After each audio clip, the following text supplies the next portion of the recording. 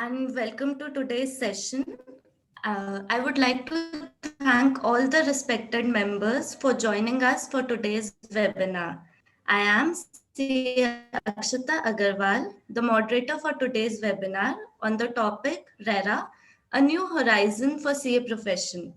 I would like to thank CA Anil Kumar Yadav sir, Chairman Jaipur branch, CA Kuldeep Gupta sir, Secretary Jaipur branch, and speaker for today's session, CA Pranati Agarwal ma'am.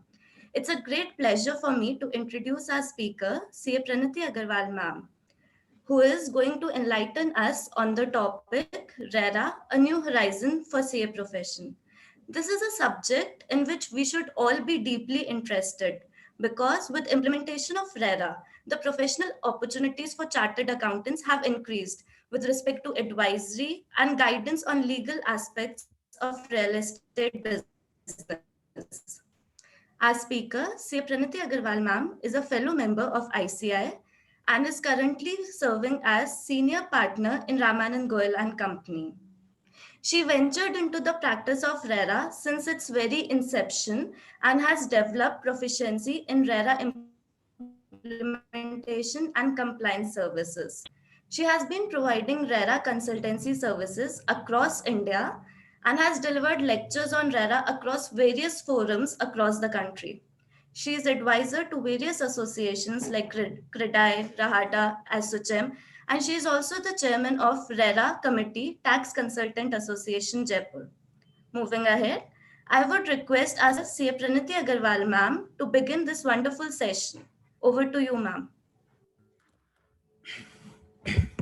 Good evening, Namaskar, hello, my friends, my all fraternity members, my seniors, and my professional colleagues.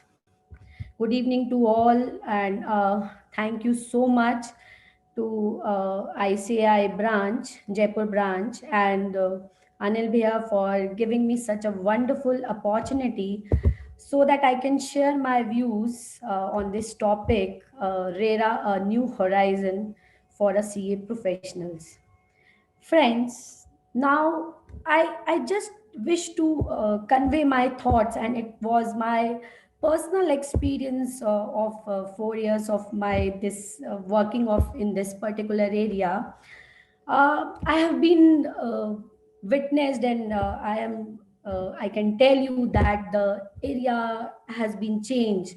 Now the new area has come, and we young can do a laurels in our practice. And now this CA practice is not about only auditing and accounting. Let me tell you, because I have seen that in last 14-15 years there are so many acts which came into force, right? And for which there are numerous professional opportunities have been developed, and it is not the area wherein only we are to be known as only auditors or accounting practice we should do. So there are huge area in non conventional practice also. And I've been I was also working for last 4 years. जिस दिन से ये act आया था उस दिन से मैं इस पर काम कर रही हूँ. So, and I have acknowledged by best of the developers in the country, and I'm serving for last 4 years to the best of the developers, best of the industry. So I can assure you guys, friends, that now the era has been changed. Now we can do laurels in our practice. We young can develop our practice in a very new and energetic manner. And this is the time wherein we should start our own vision. We should see our own vision. We should start our own practices, and we should develop our own areas so that we can fetch good work in this. So today, I really appreciate the well and quick and prompt thought of ICI chairman, who has brought in all our knowledge that there were recent amendments in the first week of the January 2020. In Rajasthan, RERA has done so many changes and has amended and has issued so many notifications and circulars in that week. And we are discussing these amendments more, as well as the professional opportunities of our profession. Friends, मैं सबसे पहले एक चीज़ बताना चाहती हूँ आपको। रोटी, कपड़ा और मकान, ये तीनों चीज़ों की कमी है, इन तीनों की चीज़ों की कमी कभी नहीं होगी और इनकी वैल्यू हमेशा बढ़ेगी। So I wish to elaborate my this presentation in three parts, wherein first I would like to present the panorama of the real estate sector as well as the preach of this real estate act and the rules and notification thereof. Then I'll touch some technical issues and the basics of this act, so that I can deliberate myself on some basic issues so that we can learn together and can develop our practice. And thirdly, I would like to emphasize on the fact that the how uh, so many opportunities are there for young chartered accountants. Friends, as we all know that roti kapda makan सबको चाहिए, और मकान real estate sector एक अपने आप में एक contributor है आपकी इकोनॉमी का. It contributes 7% of our economy and it is increasing day by day. So, friends, it is a developed area, and it is an area wherein from the labor to the best of the consultants of the country to the best of the architects to the best of the engineers and every knowledge they use, and everybody gets work and everybody gets businesses from that industry, as we all know. क्योंकि आप काम करते हैं तो labour की requirement रहती है, उसके बाद आप देखिए बिल्डिंग बनती है तो आर्किटेक्ट की रिक्वायरमेंट होती है, कॉस्ट की कटिंग होती है, इंजीनियर की रिक्वायरमेंट रहती है, अकाउंट्स मेंटेन करनी होता है, लॉ मेंटेन करना होता है, उसके लिए प्रोफेशनल्स की रिक्वायरमेंट रहती है. So at every aspect, at every time, this industry, this real estate industries gives businesses, gives jobs to the various sectors, to the various other allied industry. So it has itself has a huge potential, and by which we have a huge potential to develop and to make ourselves personified or make ourselves specific consultants for this particular industry. So it is the way so that we can develop our own practice in a specialization in a specific manner. Let me tell you, friends, that I have already experienced that, and even I have been acknowledged by best of the builders also, that if you are specific and if you are expert in particular field, then this is not the important thing that you are only from the big fours. You can develop your practice from Jaipur also, from uh, every city of the country. So let me tell you, it was my personal experience.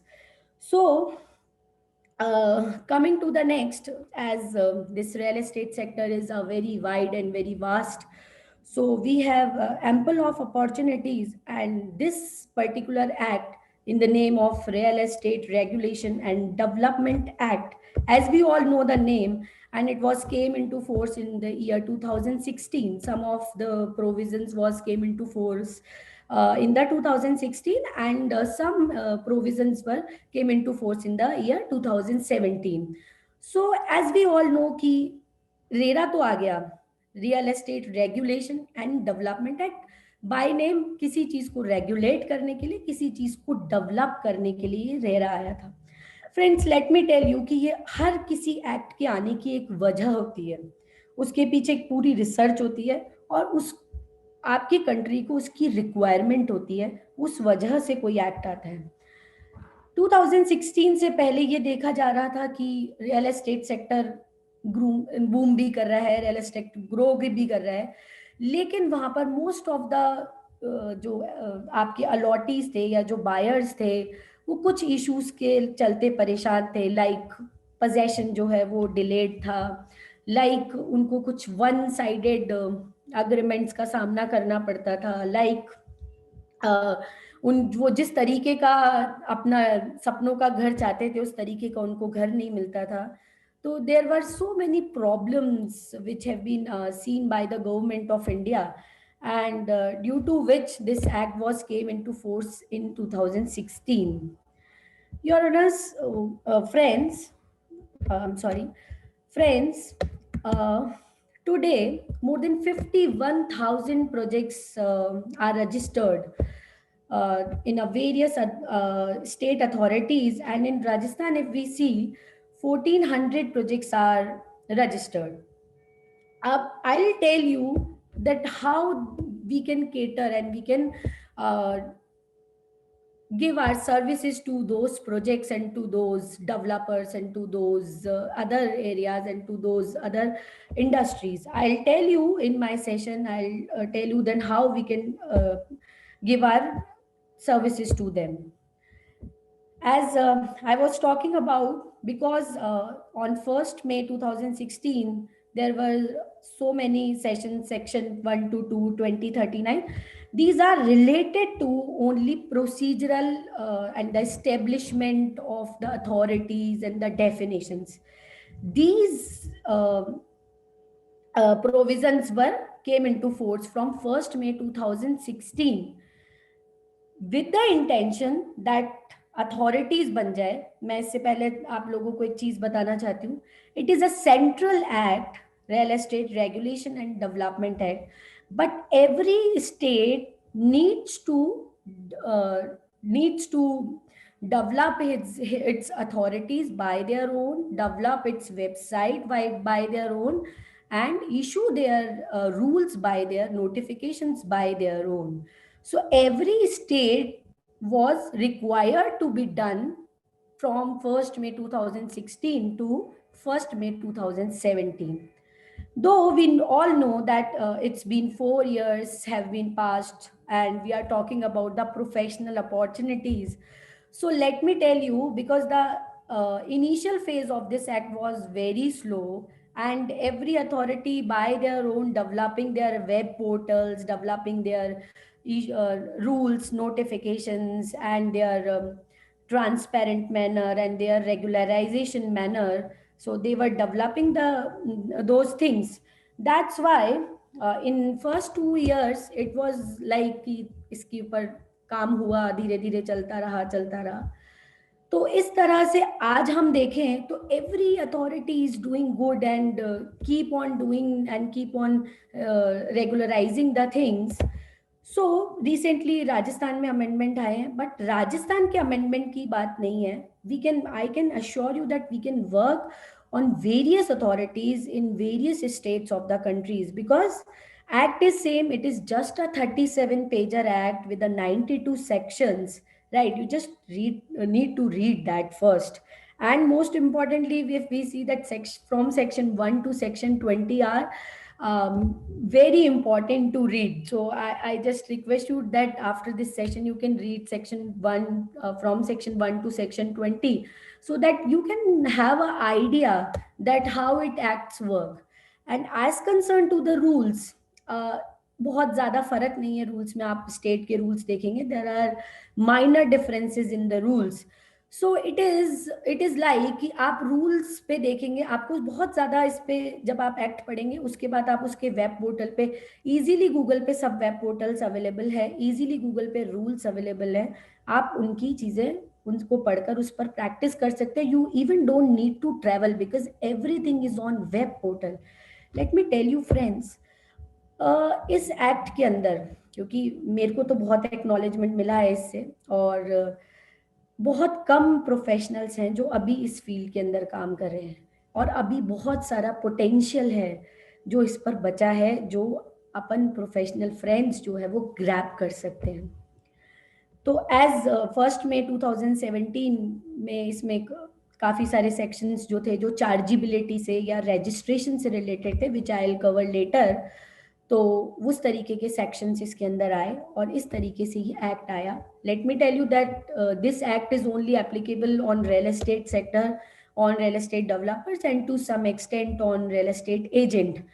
So it is not about that we are doing practice in only RERA.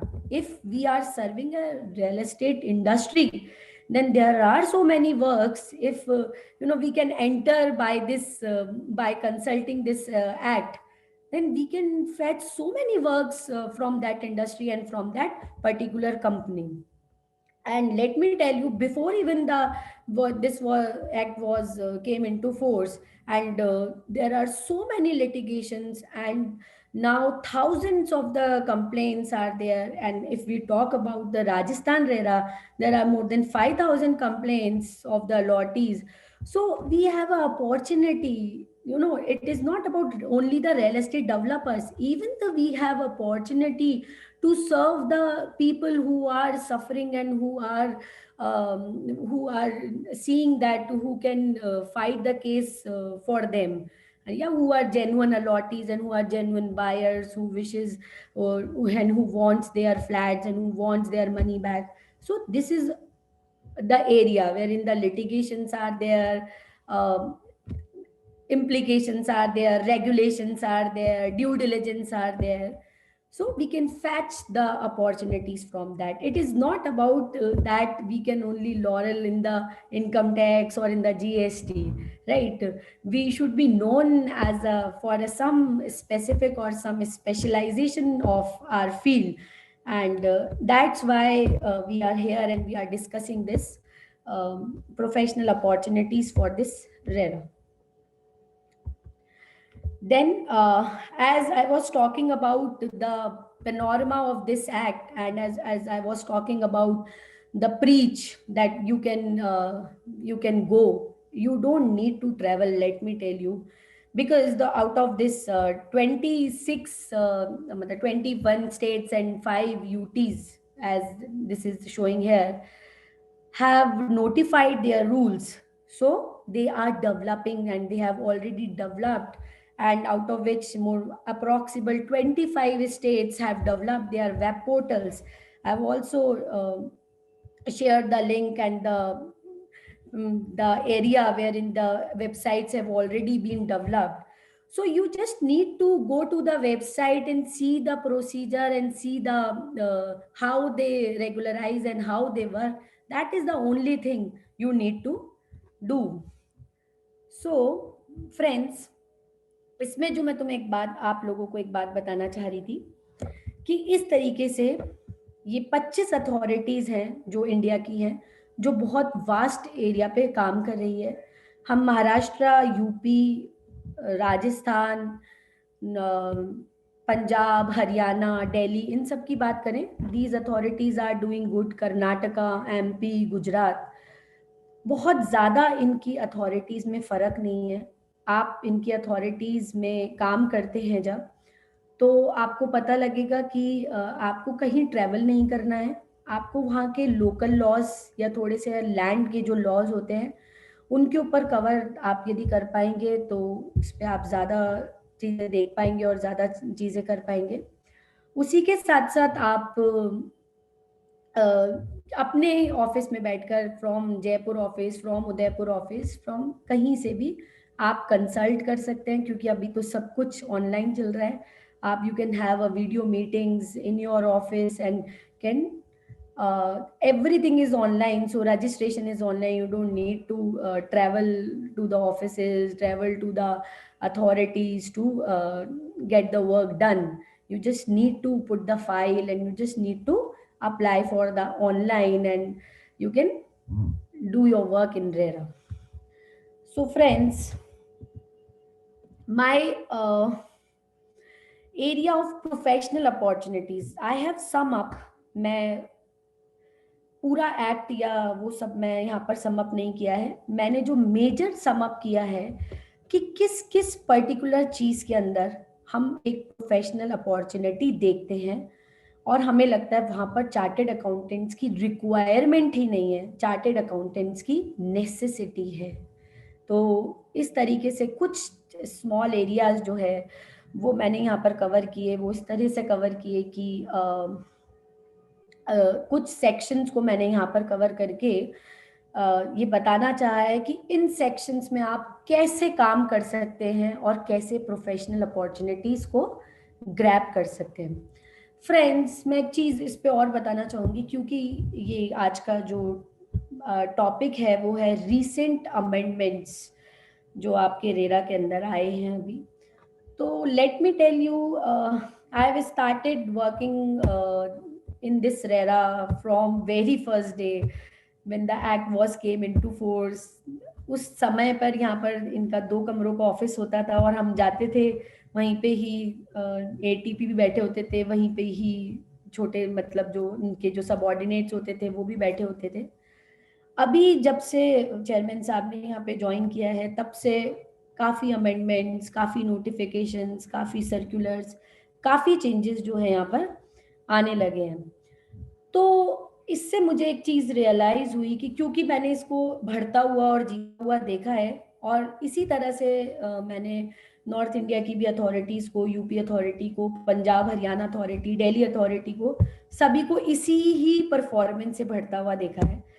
मुझे जो लगता है friends, आने वाले 2-3 साल में, 2-3 सालों के बाद हर अथॉरिटी, इंडिया की हर अथॉरिटी स्टेब्लिश्ड होगी, हर अथॉरिटी रेगुलराइज्ड होगी, हर अथॉरिटी के अंदर एक पोर्टल पे काम हो रहा होगा, हर अथॉरिटी वेल मैनेज्ड होगी। उस टाइम पर हमारी ज़रूरत, हमारी रिक्वायरमेंट बढ़ती चली जाएगी। अब मैं आपको एक फ्रेंड्स एक चीज़ बताती हूँ कि क्यों ऐसा लगा कि इस एरिया को हमको लेना चाहिए, क्योंकि I have seen that I don't think so more than 15 chartered accountants, more than 15 chartered accountants I am telling you, who visit in this Jaipur era authority. 15 लोगों से ज़्यादा मैं शायद देख नहीं पाती कि जो यहाँ पर आते हैं। आप सोचिए कि कितना पोटेंशियल है जो यहाँ पर हम जाकर काम कर सकते हैं। इवन ऑफ ओनली राजस्थान, ये तो मैं राजस्थान की बात कर रही हूँ, जहाँ पर प्रोजेक्ट साइज भी कम है और प्रोजेक्ट की क्वांटिटी भी कम है। But if we see the UP, if we see the Maharashtra, MP, there are huge number of projects and litigations and other compliances which we need to do. So in that states also, we can grab some work and we can start our own practice and own specialization. As concerned to this up for this act, I have covered only few sections here, so that I can tell you and we can discuss that these are the main sections which we need to take care, which we need to discuss, which we need to study. And in these sections, you will find that chartered accountants are not required. Chartered accountant, need of chartered accountant are very essential, because आप सभी को पता है और मुझे भी पता है, not we are not even, मैं कोई बड़ाई नहीं करती, but how we are sincere, as we all know, if we do audit, then we are more and more sincere to even to our clients, जो हम रात को 12 बजे 2 बजे 3 बजे बैठकर भी अपना काम करते हैं। So the sincerity what we have, उससे मुझे ये चीज़ बात रियलाइज होती है कि हम इस इंडस्ट्री को, इस एक्ट को जस्टिफाई कर सकते हैं, हम इस इंडस्ट्री को केटर कर सकते हैं, और हम इस एक्ट के साथ साथ दूसरी सर्विसेज को भी इंट्रोड्यूस कर सकते हैं for our clients. So friends, firstly I would like to start because because this is our technical session also. So मैंने बहुत सारी बातें तो इस तरीके की कर ली कि it has a huge potential and huge power, and we have a huge opportunities, but we have to see that what we need to do.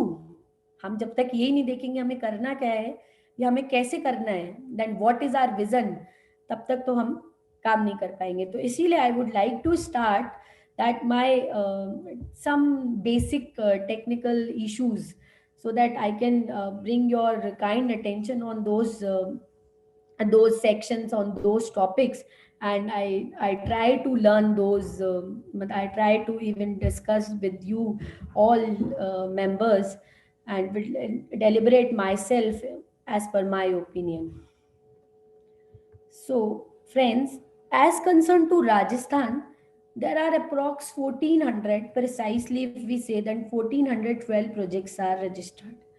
As concerned to UP, we say that there are 3000 projects are registered. As concerned to Maharera, we can say there are more than 5,000 projects are registered. So if we see that 1412 projects are registered, they all need compliance.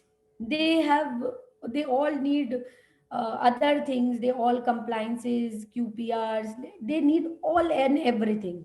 So just see the potential. If we serve, जैसे suppose राज जयपुर में क्योंकि सबसे ज़्यादा project है, but if we see the Jodhpur, Kota, there are 103 projects and 115 projects are there. So my friends who are sitting in Kota and who are Jodhpur, who can fetch, who can meet their clients over there and can get the good work in this act. Firstly, friends, as we all know, there is a some one section which can be called as a charging section of the act, right? So I can consider section 3 as a charging section of the act. मैं आप लोगों को ये इसलिए बता रही हूँ, 1/5/16 से एक्ट आया, तब कुछ प्रोसीजरल सेक्शंस जो थे वो एप्लीकेबल थे। सेक्शन 3 और कुछ 3 से 19 और उसके अलावा जो लिस्ट थी वो सारे 1/5/17 से एप्लीकेबल हुए। उस सेक्शन के अंदर रियल एस्टेट प्रमोटर्स को रजिस्ट्रेशन करने की रिक्वायरमेंट के लिए कहा गया। अब ये रजिस्ट्रेशन के रिक्वायरमेंट के लिए जो कहा गया वो सेक्शन 3 कहता है। किस तरह से कहा गया, उसकी इन्होंने एक लिमिट बनाई कि इतनी यूनिट्स और इतने एरिया के ऊपर यदि आपका प्रोजेक्ट है या आप यूनिट कोई डेवलप करते हैं which can be considered as a real estate project, then you need to get the registration. 1/5/17 को जब ये एक्ट आया गया तो बट ऑब्वियस बात है वहां पर बहुत सारे ऑनगोइंग प्रोजेक्ट भी थे।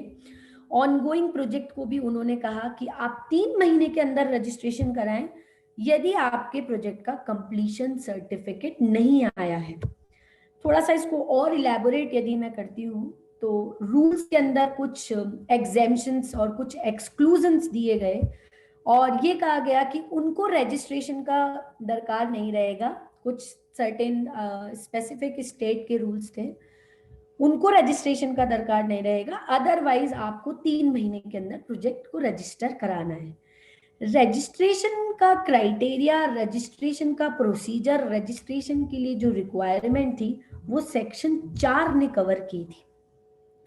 So first this is the opportunity for us and this was in that time 2017 हमारे पास थी, लेकिन वो आज भी है।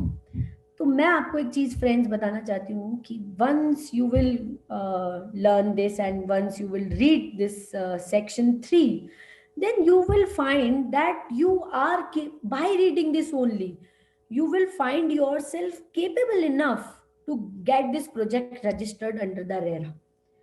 So act is there, states are there, state rules are there, states web portals, websites are there, and you need to get the project registered as per section 3.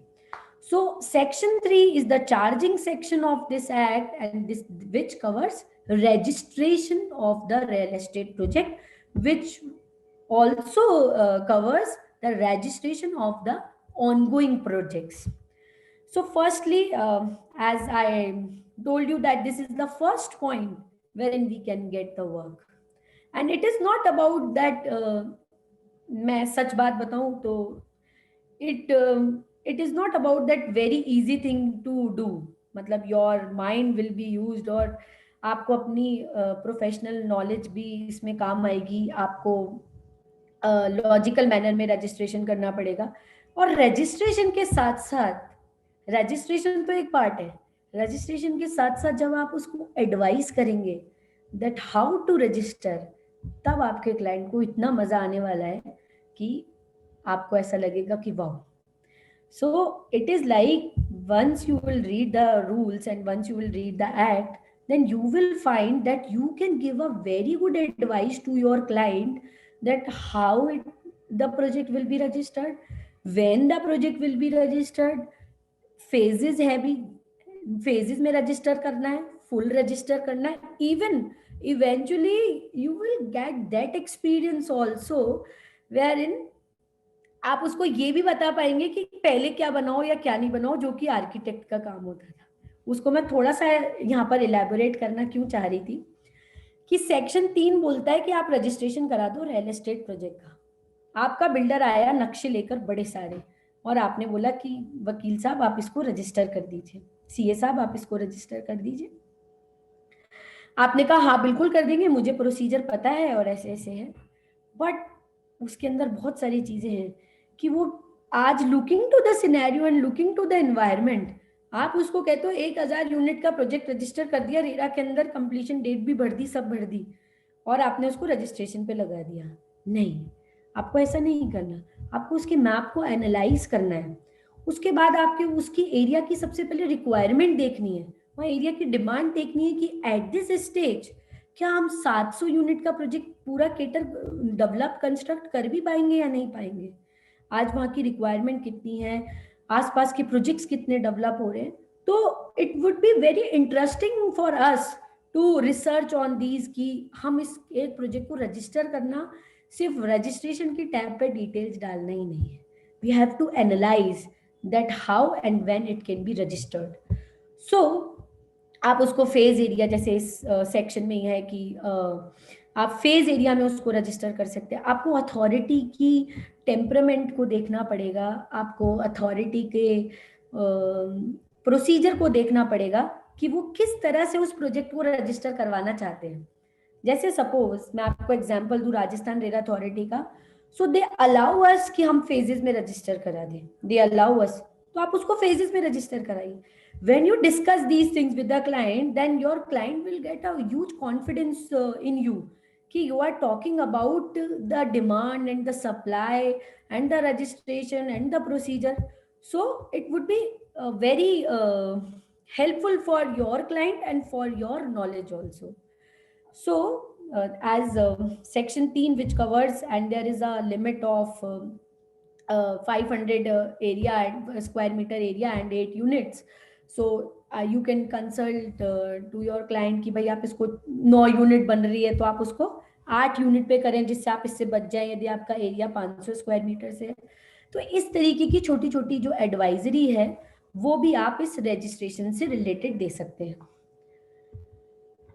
इसके बाद हम बात करते हैं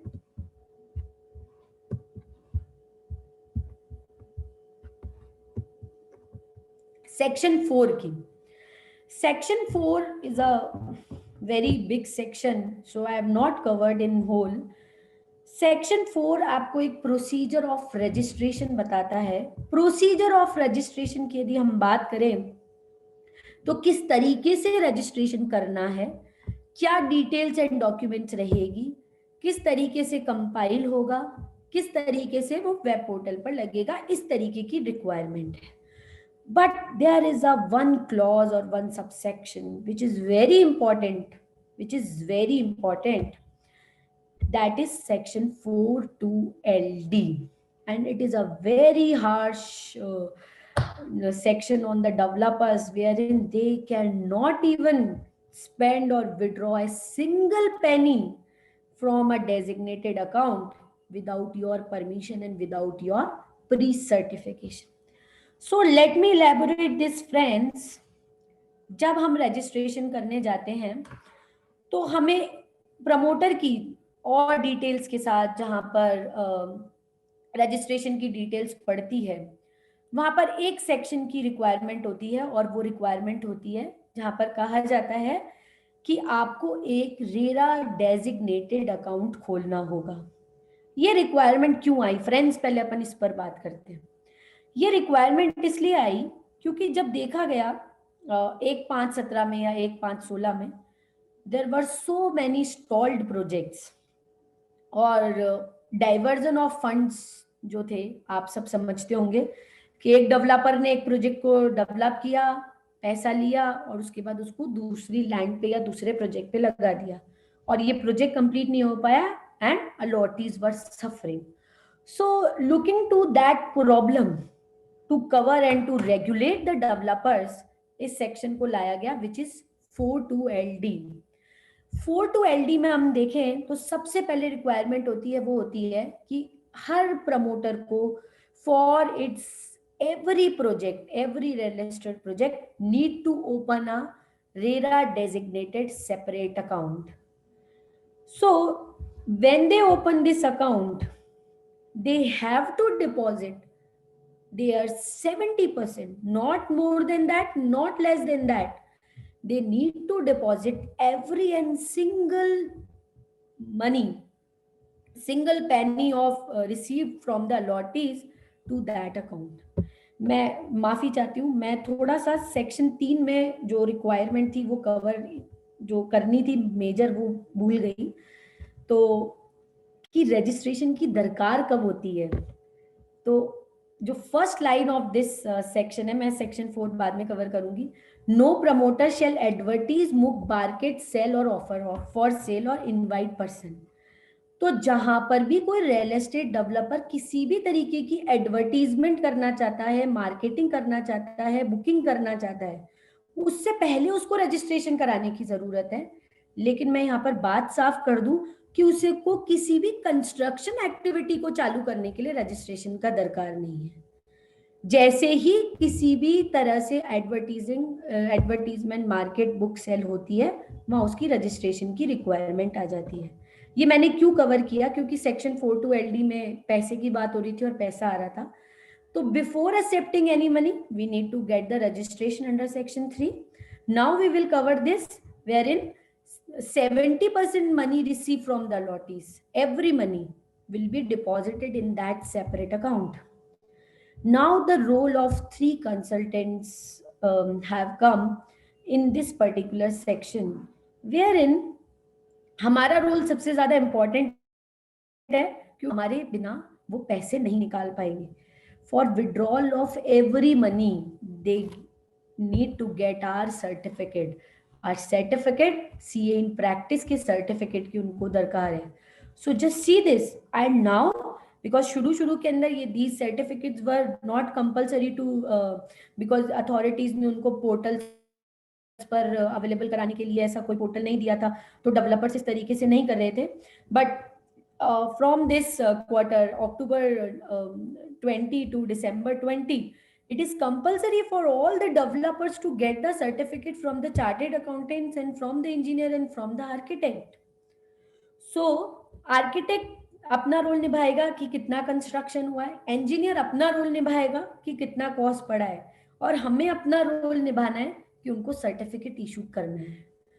सो it is a huge potential to my belief wherein we need to issue the certificate for each and every withdrawal. So let me tell you the procedure of this withdrawal, friends. किस तरह से हमें उसको certificate देना है। It is a very simple method, very simple method. No need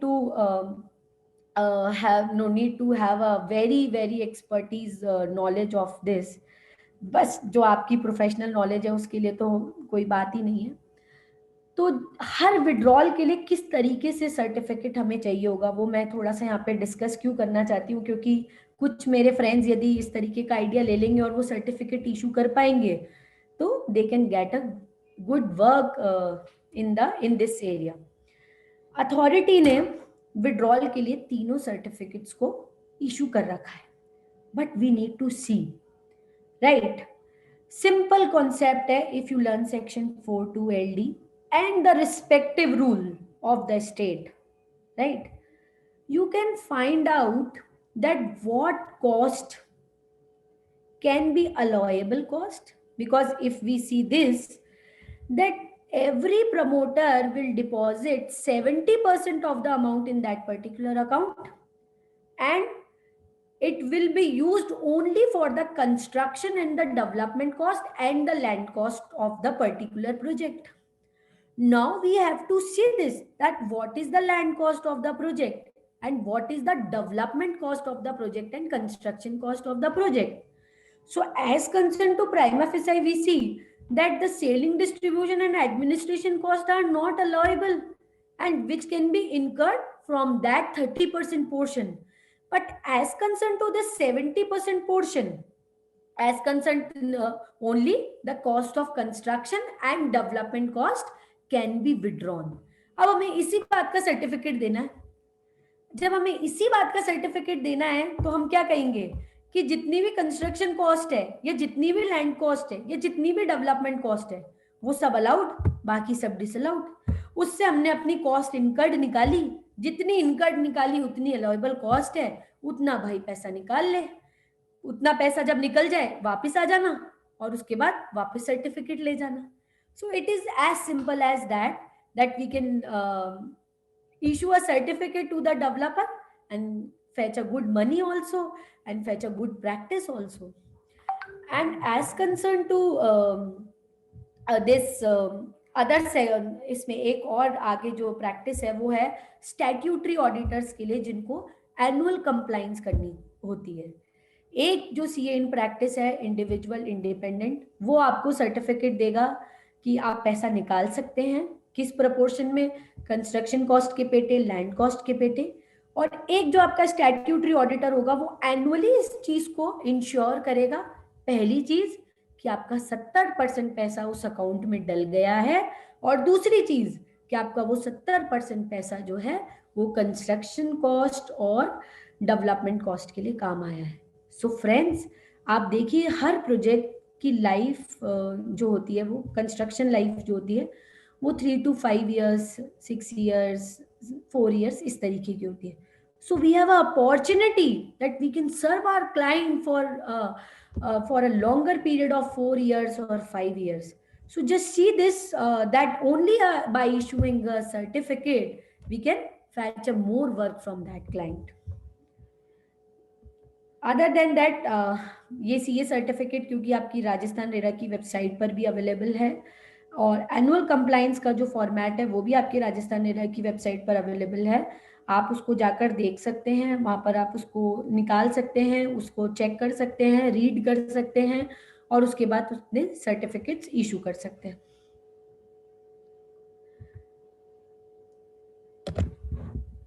अब हम बात करते हैं, ये मैं रोल की बात करी थी, क्योंकि जिस वजह से ये सेशन रखा गया है, that is quarterly progress report.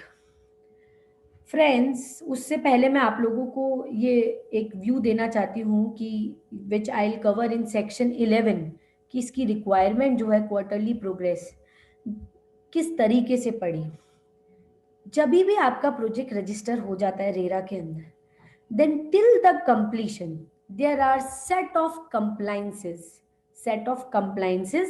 which we need to do, और उस पूरे पीरियड के लिए you can cater your client very well, you can give your services to your client in a very well manner. So as concerned to this quarterly progress report which I'll cover in section 11, wherein क्योंकि recent जो अब मेरी Rajasthan RERA का amendment आया तो उन्होंने एक web portal के ऊपर क्यूपीआर को फाइल करने के लिए कंपल्सरली एक टैब बना दिया। अब आप देखिए कि ये जो क्यूपीआर आपको फाइल करने हैं, ये क्यूपीआर आपको प्रोजेक्ट के बारे में ही फाइल करने हैं, लेकिन जिस दिन से आपका प्रोजेक्ट रजिस्टर हुआ है उस दिन से लेकर आपको दिसंबर 2020 तक के क्यूपीआर फाइल करने हैं। So just see the opportunity that 1411 projects are there, 1411 projects are there and 1411 projects हैं वहां पर। ऑन एन एवरेज हर प्रोजेक्ट की 10 क्यूपीआर्स फाइल होंगी, तो हमें को 14,000 क्यूपीआर्स फाइल करनी है बाय 31 मार्च 2021, क्योंकि डेट उन्होंने 2021 तक की दी है। 14,000 क्यूपीआर में आप अपने पास कितनी अपॉर्चुनिटी मानते हैं काम करने की, आप देखिए। सो इट इज लाइक कि ऐसा नहीं है कि सिर्फ एक क्यूपीआर के काम की, registration we have discussed, certification we have discussed, और बात करें अपन क्यूपीआर की, तो क्यूपीआर की में ही अपन के एक एम्पल अपॉर्चुनिटी है 14,000 क्यूपीआर फाइल करने की, साथ ही साथ कम से कम 5,000 सर्टिफिकेट इशू करने की। एंड मोर ओवर इस क्वार्टर के क्यूपीआर जो आपके हैं उसमें तो आपका सर्टिफिकेट लगेगा, लेकिन उससे पिछले सर्टिफिकेट जितने भी क्वार्टर्स हैं उसमें आपका वही डेटा फिल किया जाएगा जो आपको क्यूपीआर की रिक्वायरमेंट, जो आपको डेटा भरना होगा कि आपको वो सर्टिफिकेट में जो रिक्वायरमेंट होती है। तो हमें सर्टिफिकेट तो बनाने हैं पिछले क्वार्टर्स के भी, सर्टिफिकेट्स पिछले क्वार्टर के बनाने, इस क्वार्टर का सर्टिफिकेट अपलोड करना है। तो आप सोचिए 14,000 आपके क्यूपीआर फाइल होंगे और उतने ही आपके जब क्यूपीआर होंगे उतने ही आपके सर्टिफिकेट्स बनेंगे और हम उसके लिए अच्छी फीस ले सकते हैं। तो इस तरह से जो अभी रिसेंट अमेंडमेंट है, I discuss in detail QPR को ही मैं थोड़ा सा डिटेल में डिस्कस करना चाहती हूँ कि there is a set of checklist. उन्होंने अपनी पोर्टल पे आपको हर क्यूपीआर के जो आपका प्रोजेक्ट है उस प्रोजेक्ट को आपको लॉगिन करना है। लॉगिन करने के बाद from the date of registration till 2020 and till the completion of the project you need to file the QPR. अब उसके लिए there are ample of details. I would like to show you some format.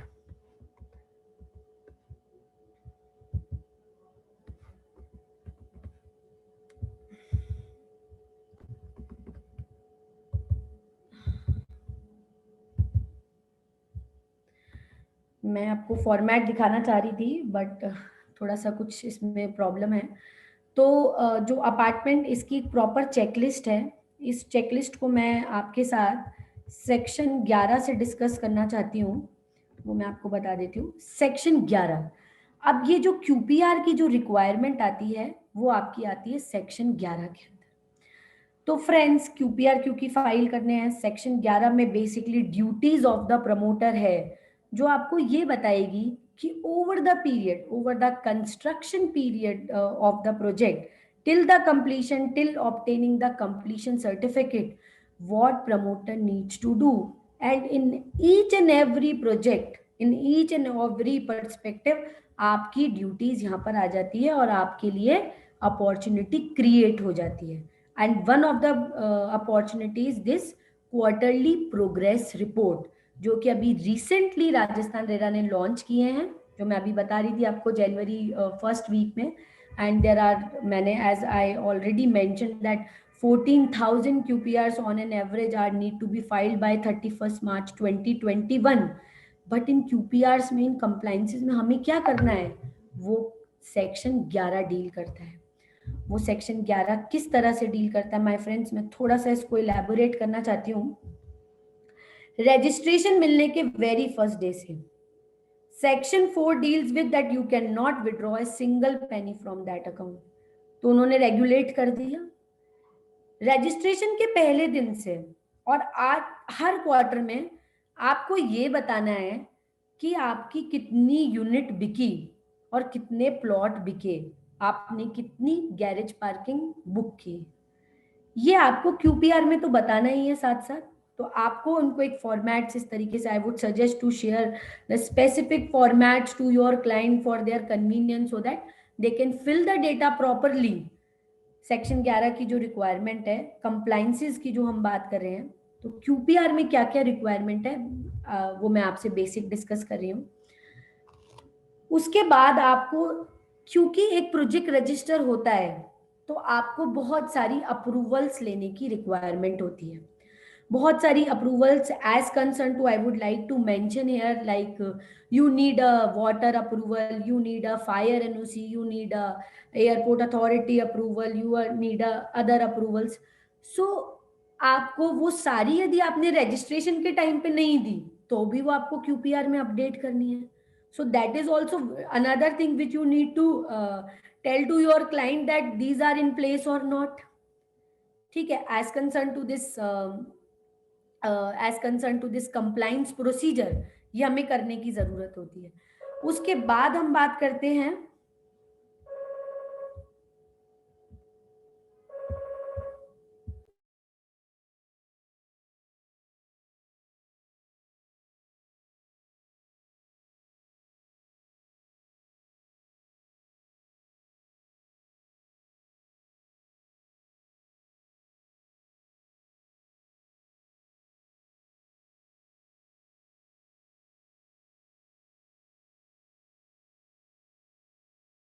क्षमा चाहती हूँ, मेरे थोड़े कुछ network issue हुआ था शायद।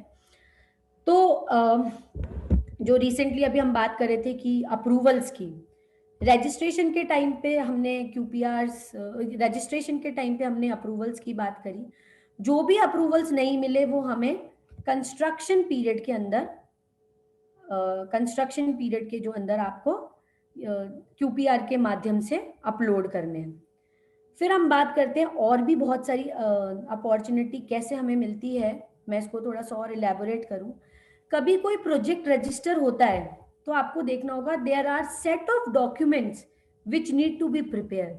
आपको उसका एप्लीकेशन फॉर्म बनाना है। आप देखते हैं कि यदि कोई प्रोजेक्ट आता है उसका ब्रोशर भी बनता है, उसका एप्लीकेशन फॉर्म भी बनता है, उसका अग्रीमेंट फॉर सेल भी बनता है, उसका सेल डीड भी बनता है, उसकी मेंटेनेंस अग्रीमेंट्स भी बनते हैं।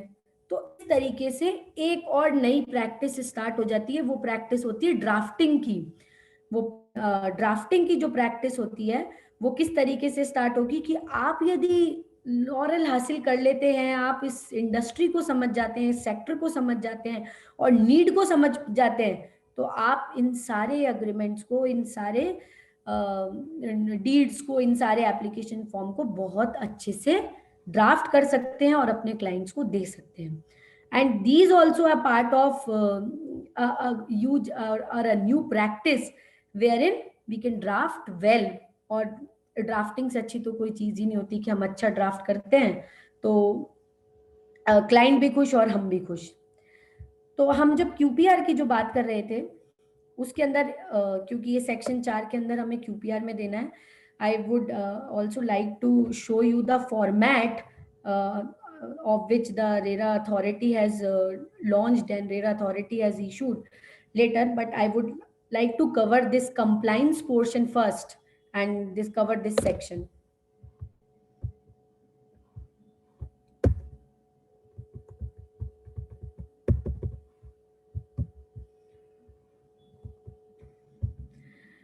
उसके बाद हम बात करते हैं, आप देखिए इसी सेक्शन के अंदर सबसे पहले प्रोजेक्ट रजिस्टर हुआ।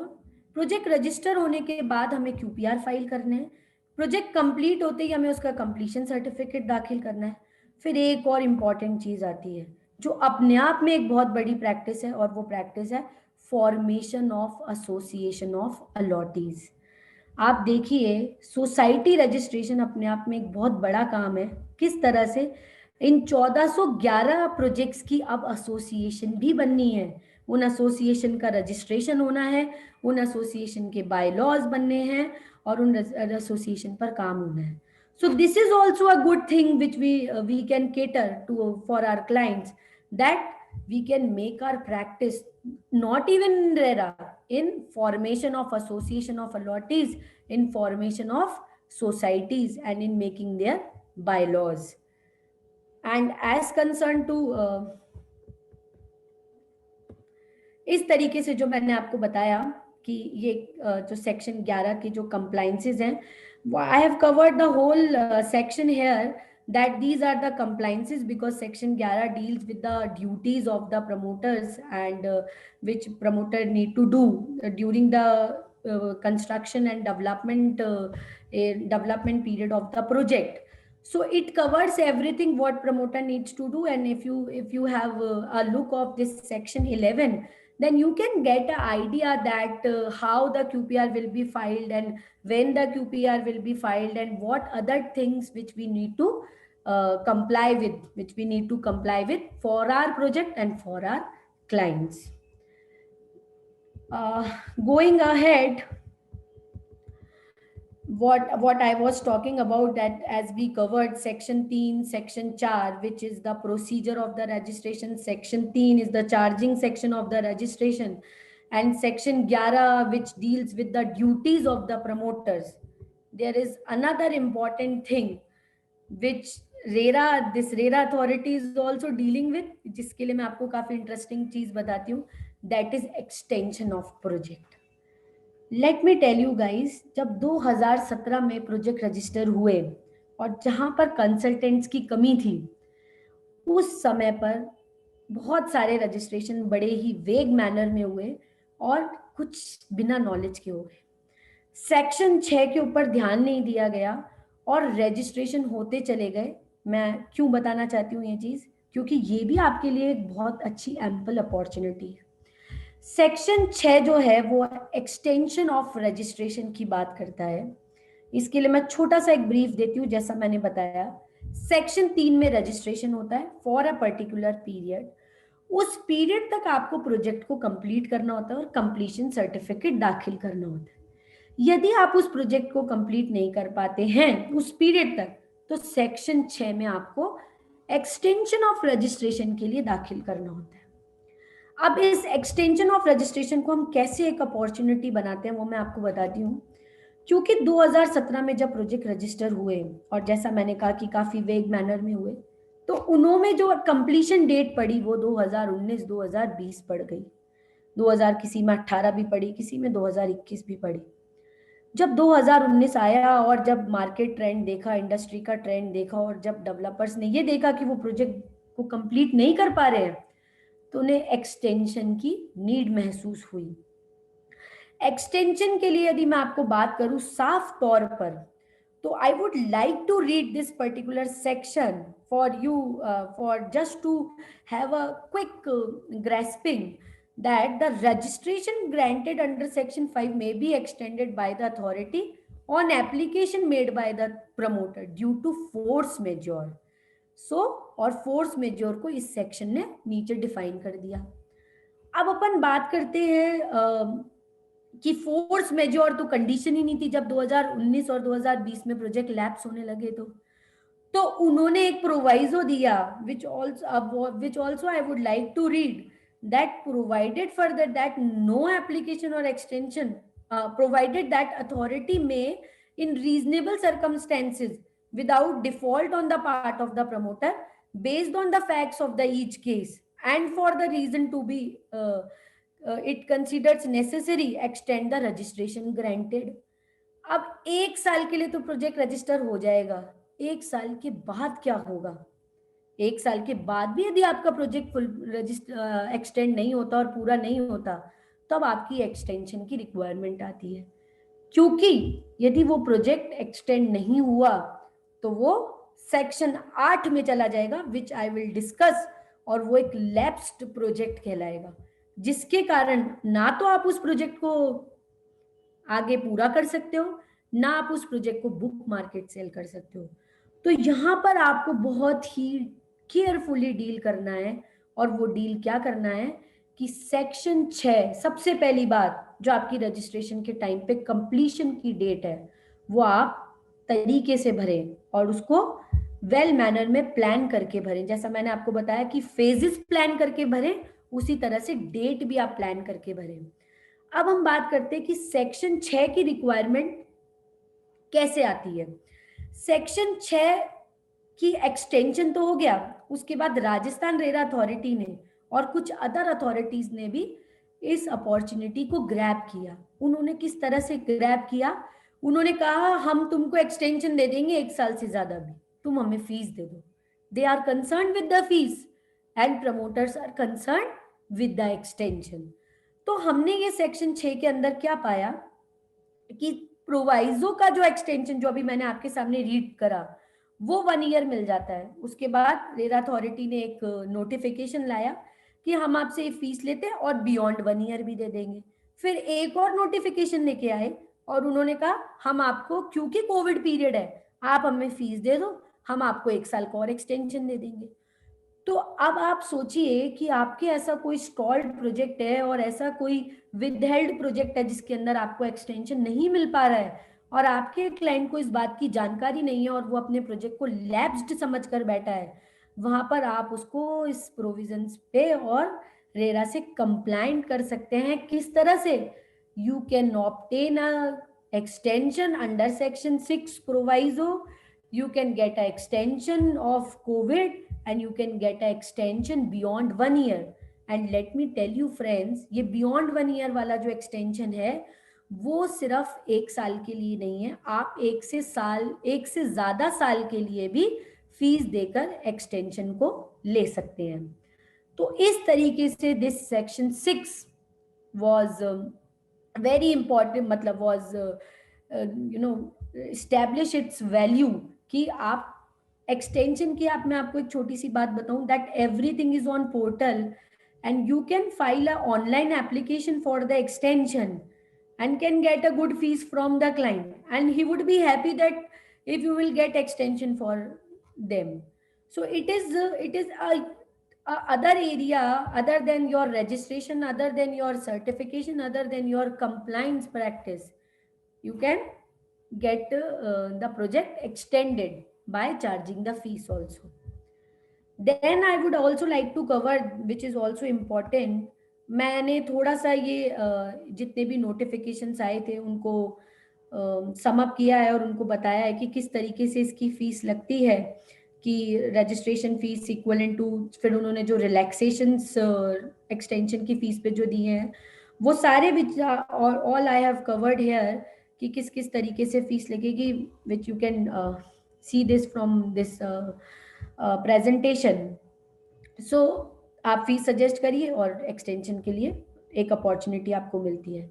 Now I would like to draw your kind attention on section 7, which is related to wherein that what unfair and irregularities you need to control and you can get a good fees from your client.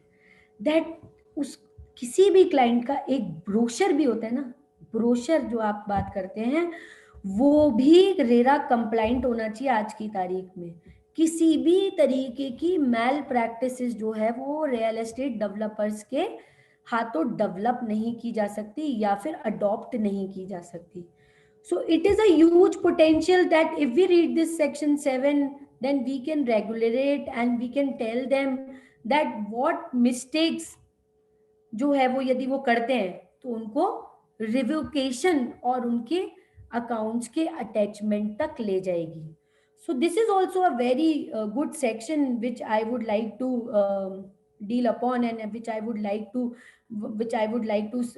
I suggest you all to read this in entirety, and you can suggest to your client in a very well manner that if we see the first line of this section which says that on receipt of the complaint and the suo moto. So let me tell you my friends that suo moto cognizance can be taken by the RERA authority, and on the receipt of the complaint any action can be taken by the RERA authority which can be concluded to the extent of revocation of the project. So we need to teach our client to adopt the fair practices, to adopt the transparent manner of the working and transparent manner of doing the business. इसके लिए मैं आपको छोटे छोटे जो unfair practice के example है वो थोड़े से बताना चाहती हूँ कि किस तरीके से ये अनफेयर प्रैक्टिसेस इस रियल एस्टेट सेक्टर में डेवलप होती है. हमेशा से इस तरह से रहा है कि जो दिखता है वो बिकता है. मोस्ट ऑफ द डेवलपर्स जो जैसे ब्रोशर्स बनाते हैं तो वो बड़े टेम्पटिंग होते हैं कि बहुत ही सुंदर इस तरीके की. कई बार उसमें थोड़ी सी दिक्कत ही हो जाती है कि वो उस तरीके की फैसिलिटीज या फिर उस तरीके की अमेनिटीज प्रोवाइड नहीं कराते. तो you need to tell your clients कि आपको इस तरीके की प्रैक्टिसेस अडॉप्ट नहीं करनी चाहिए. First thing, what is sanctioned? Sanction means what is sanctioned by any competent authority. What is sanctioned by any competent authority, the project need to be developed according to that sanctioned layouts only. आप अब section RERA आने के बाद जो है उस तरीके की प्रैक्टिस अडॉप्ट नहीं कर सकते कि आपका अथॉरिटी ने पास कुछ किया था और आप बना कुछ रहे हैं. तो आपको आपके क्लाइंट्स को क्या बताना है कि आपको वही बनाना है जो आपका पास हुआ है नक्शा. उसके बाद आपको ब्रोशर में वही लिखना है जो एक्चुअली आप दे रहे हो. उसके बाद आपको उनको क्या बताना है कि सेक्शन 7 के अंदर आपको क्या हो सकता है, आपके अकाउंट्स को फ्रीज किया जा सकता है और आपके प्रोजेक्ट को रिवोक किया जा सकता है. इस तरीके की अनफेयर प्रैक्टिस को आपको रोकना होगा, अपने क्लाइंट्स को उनको टीच करना होगा. तो इस तरह से सेक्शन 7 की भी एक रिक्वायरमेंट आती है जो हमें बताती है कि हम इस प्रैक्टिसेस को रोक कर अपने क्लाइंट को एडुकेट कर कर अपने क्लाइंट को कंप्लाइंस के बारे में बताकर, अपने क्लाइंट को रेरा के प्रोविजंस के बारे में बताकर, अपने क्लाइंट्स को रेरा की हार्शनेस के बारे में बताकर हम ये क्या कर सकते हैं, एडुकेट कर सकते हैं और उनसे कंसल्टेंसी फीस चार्ज कर सकते हैं। उसके बाद हम बात करते हैं which is also a very important section of this act, which is section 8, which deals with the labs project and on revocation of registration क्या होगा. I personally see a very ample opportunity in this also. This is a normal section, that what would be the procedure of lapse project and what would be the procedure of revocation, matlab how revocation will be dealt and how lapse project would be dealt by the authority, by the appropriate government, by the association of allottees, by the promoter itself. But एक बात सोचें, हमारे को इसमें कैसे फायदा या क्या अपॉर्चुनिटी दिखती है. रजिस्ट्रेशन हमने करा लिया, सर्टिफिकेशन हमने कर दिया, क्यूपीआर अभी हम और इलेबोरेट करके उसको डिस्कस करेंगे, वो हमने फाइल कर दिए, एक्सटेंशन भी हमने करवा लिया, लेकिन फिर भी ऐसा कोई प्रोजेक्ट आपके पास आ जाता है जो लैप्स हो गया, जिसको एक्सटेंशन भी नहीं मिला, जिसका रिवोकेशन ऑफ रजिस्ट्रेशन हो गया. Ultimately, what is the purpose of this act, what is the purpose of this authority, and what is the purpose of development of the real estate project? To my belief, everybody will say that the completion and delivery of the project. I personally see a huge possibility and the potential in this. How? मैं आपको बताती हूँ कि किस तरह से मेरे को इसमें एक एम्पल अपॉर्चुनिटी दिखती है. मेरा प्रोजेक्ट फेल हो गया, रिवोक हो गया, कंप्लीट नहीं हो पाया. अब मैं बात करती हूँ, क्योंकि मेरे पास एक ऐसा क्लाइंट है जो इसके due to their ill management बोलो या due to their whatever the things are there, वो उस वजह से उस प्रोजेक्ट को यदि कंप्लीट नहीं कर पाया है, तो हम बात करते हैं कि अब क्या करें जो हमें अच्छा काम मिल पाए. तो मैं आपको आज एक चीज बहुत अच्छी बताती हूँ फ्रेंड्स, कि ऐसा भी है इस इंडस्ट्री में कि कुछ ऐसे रियल एस्टेट डेवलपर्स हैं जो उन प्रोजेक्ट्स को अडॉप्ट करना चाहते हैं, या जिनके पास फंड्स है, जिनके पास लिक्विडिटी है, जिनके पास पोटेंशियल है टू कंप्लीट दैट प्रोजेक्ट. आप यदि उनको भी आपस में मिलवा देते हैं, आप समझिएगा, यदि आप उनको आपस में मिलवा देते हैं तो भी आपका एक बहुत बड़ा काम हो जाएगा. वो काम किस तरीके से होगा? वो काम आप सोचिए कि एक डेवलपर है जो रिवोक हो गया जिसका, और उसके पास पोटेंशियल नहीं है to continue that, but one और developer is ready to adopt that and to take over that project and has a liquidity and has a potential to develop and to complete this. तो आप उसको पूरी viability of project कि किस तरीके से fund आएगा, किस तरीके से फंड लगेगा, क्या रेरा की कंप्लाइंस करनी होगी, you can educate everything to your both the clients. You can direct them, you can advise them that how funds will come, how funds will spend on the project, how the bank account mechanism will be followed, and how this project would be completed. आप सोचिए, इससे आपकी इतनी value बढ़ेगी, इतनी value बढ़ेगी, just because of this section. मैं आपको एक अपॉर्चुनिटी बता रही हूँ कि इससे आपकी इतनी वैल्यू बढ़ेगी कि आपके लिए एक नई प्रैक्टिस शुरू हो जाएगी इसी चीज में, कि आपने एक तरफ जो है लैब्ड प्रोजेक्ट को कंप्लीट करने के लिए जिम्मा उठा लिया, not because of some charity, just because for your consultancy fees and just because of your advice, you can get a ample money and from these advisories and from these consultancy. So मैं क्यों section 8 को और थोड़ा सा emphasise इधर करती हूँ, that upon lapse of the registration or on revocation of the registration under this act, Authority may consult with the appropriate government to take such action as it may deem fit. यहाँ पर जो मेरे थोड़े learned friends मेरे साथ पढ़ रहे होंगे तो वो कहेंगे कि भाई अप्रोप्रिएट गवर्नमेंट पर जाएगा. नहीं, अप्रोप्रिएट गवर्नमेंट के साथ कंसल्ट किया जा सकता है. अथॉरिटी में कंसल्ट. तो आप यदि इंडिविजुअली भी अथॉरिटी को जाकर प्रपोज करते हो, अपने क्लाइंट को लेके जाते हो who has a potential to develop, then things can be settled and things can be in your kitty and in your favor.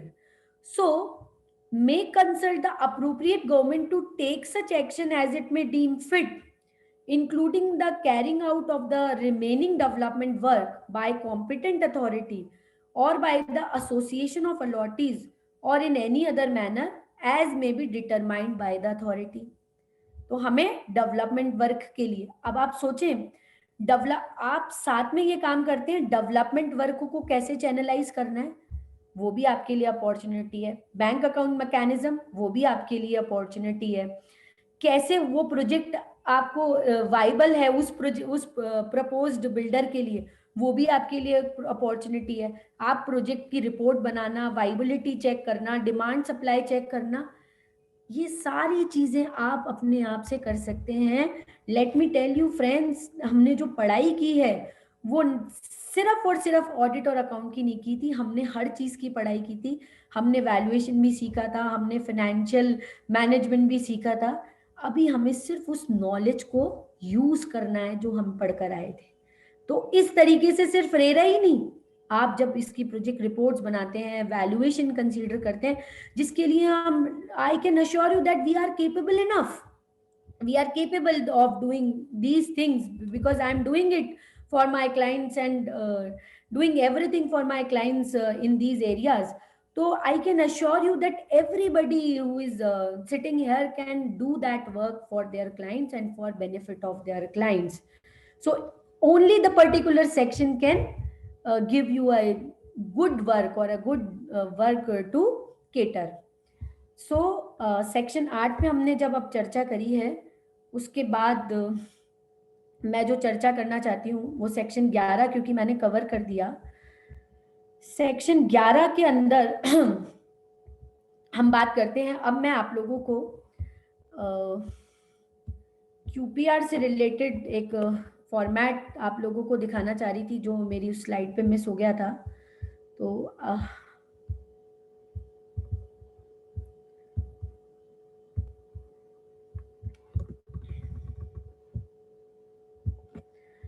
देखिए, मैं, क्योंकि ये रीसेंट अमेंडमेंट है और क्योंकि ये जो सेशन रखा गया है वो इसी पर्टिकुलर अमेंडमेंट और नोटिफिकेशन के लिए रखा है, तो मैंने आपके लिए एक एक्सेल, क्योंकि जो अथॉरिटी का पोर्टल है उससे बनाकर रखा है, और वो I would like to show you on this screen. I think it is shared with all of you, that this is the way we need to get the data from our client.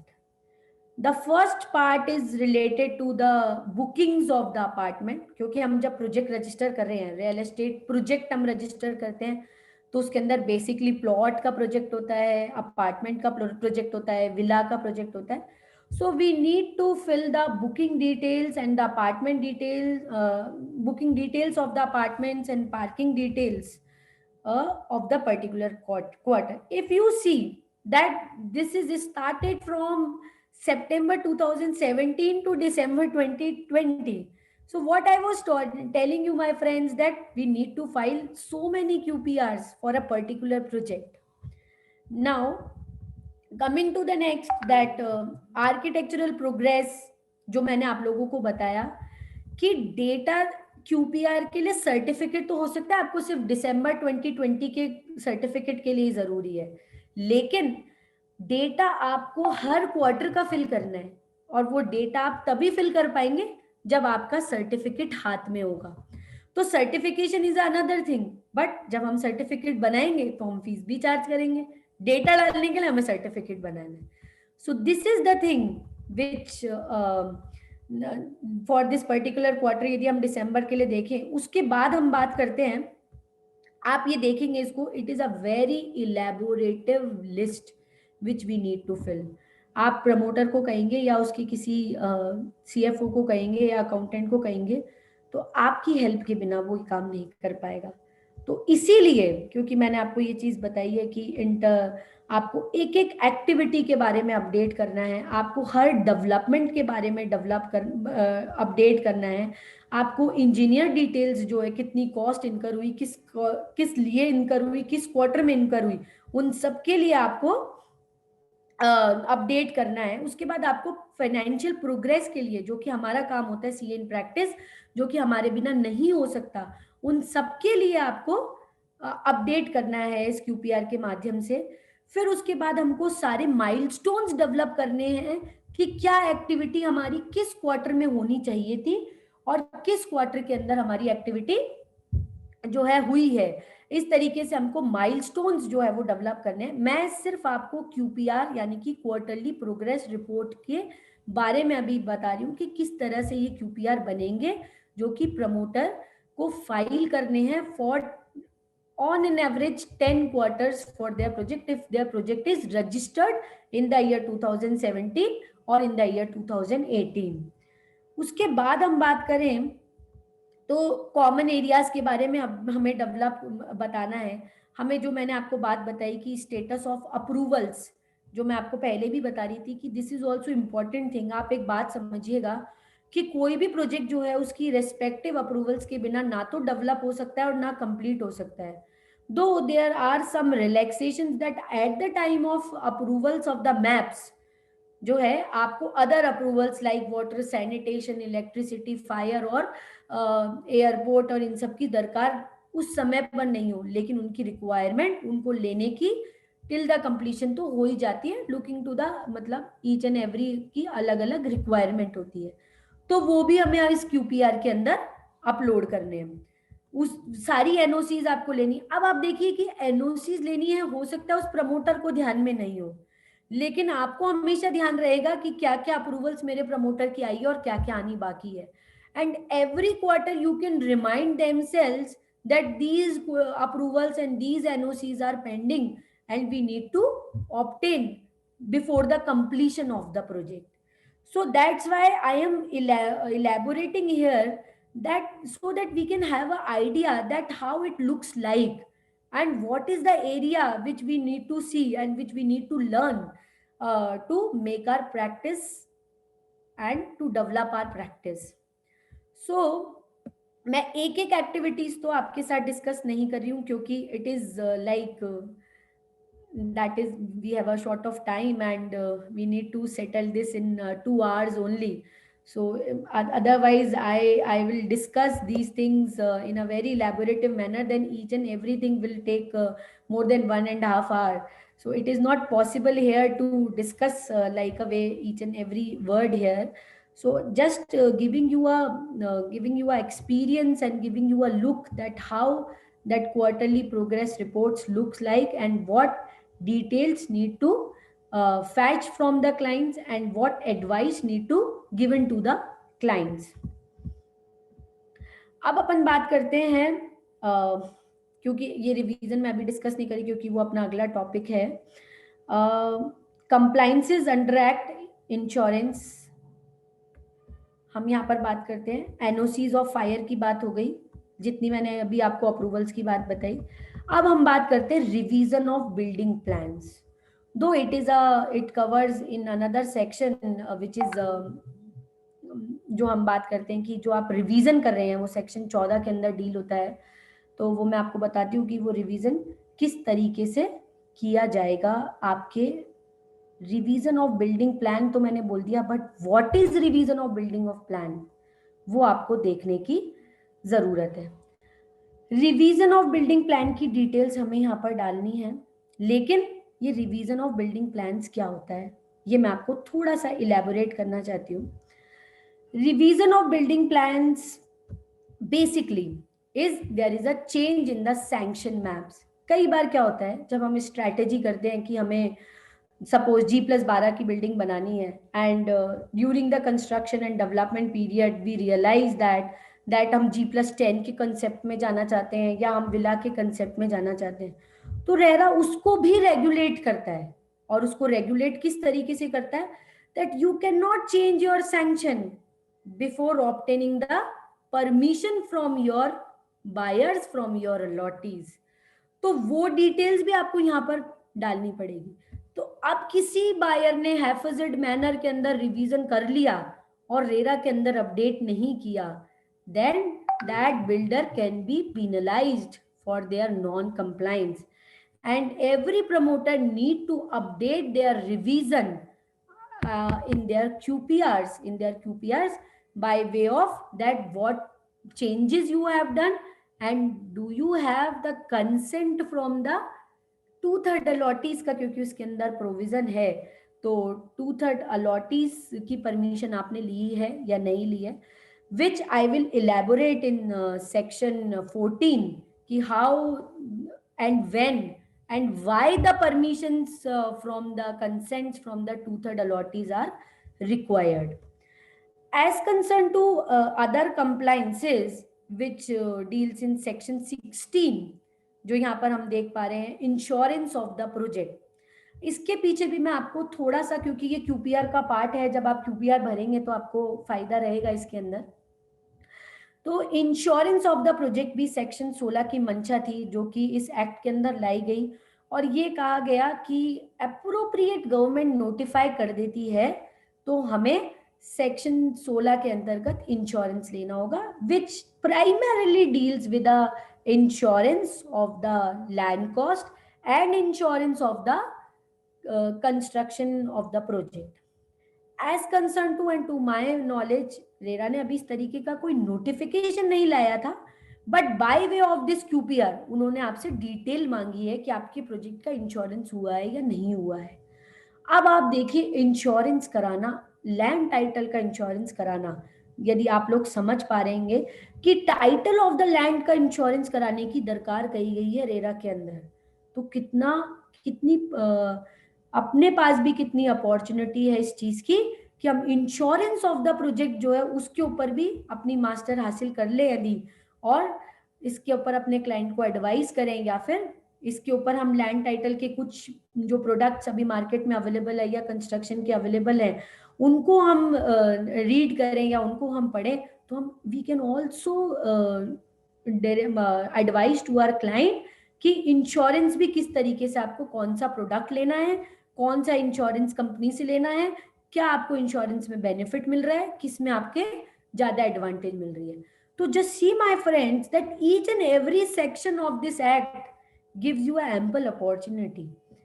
तो section 16 की यदि हम बात करें, क्योंकि आपको ये detail भरनी है और आपको हो सकता है इस बात का कंफ्यूजन आ जाए कि लैंड टाइटल का इंश्योरेंस तो अभी इंडिया में ही 2-3 कंपनीज है जो काम कर रही है और नोटिफिकेशन तो आया नहीं है, तो हमें भरना है नहीं भरना। तो that is discussed and that is a very well thought that if you have only one insurance which is construction in finance, आपका जो इंश्योरेंस है वो भी है, तो आप इसके अंदर उसकी डिटेल्स डालिए।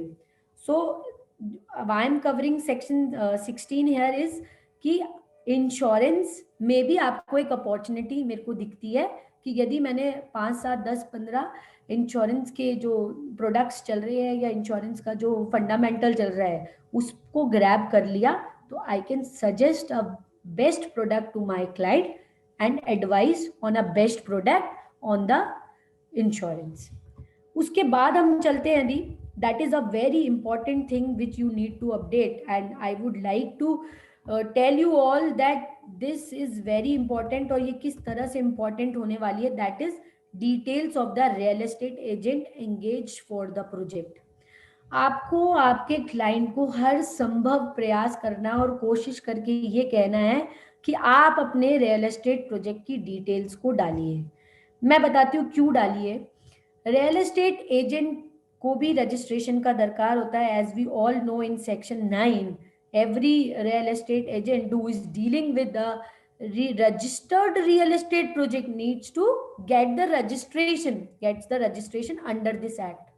बट किस तरीके की प्रैक्टिस है, just to safeguard your promoter, just to safeguard your client, just to safeguard your developer, you need to tell them and you need to advise them that they need to tell the name of their real estate agent on the portal.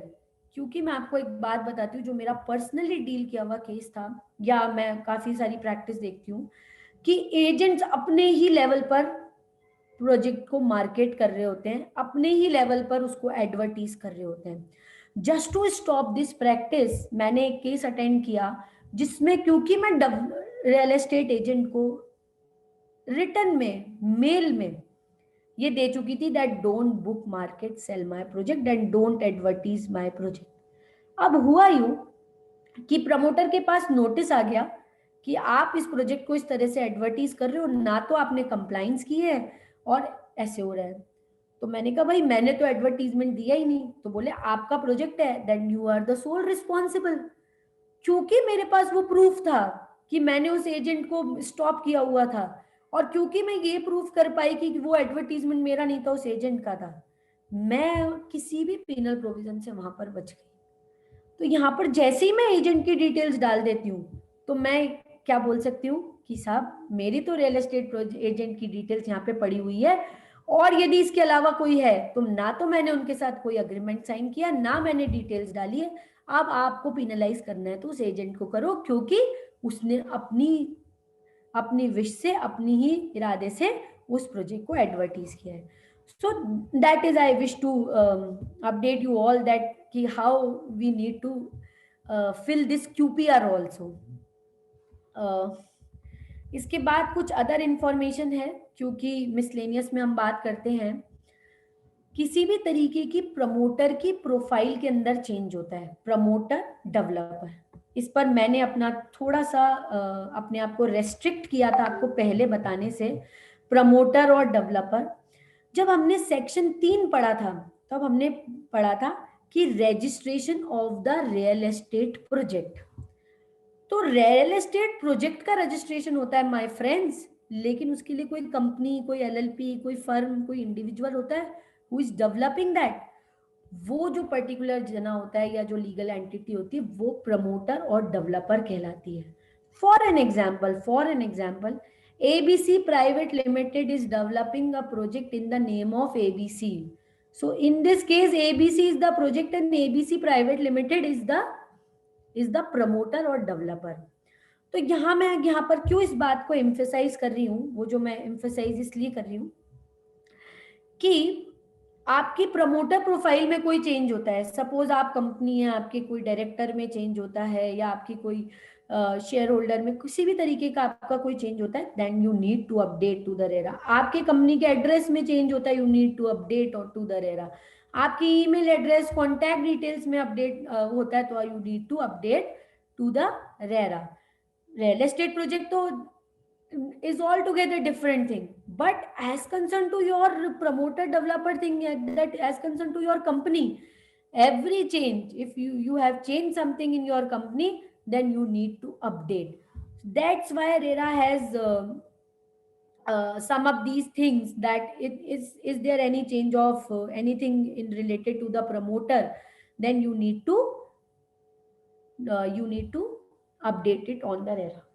एक चीज मैं और यहाँ पर बताना चाहती हूँ friends, that is in point number 3, that is a completion certificate and occupancy certificate.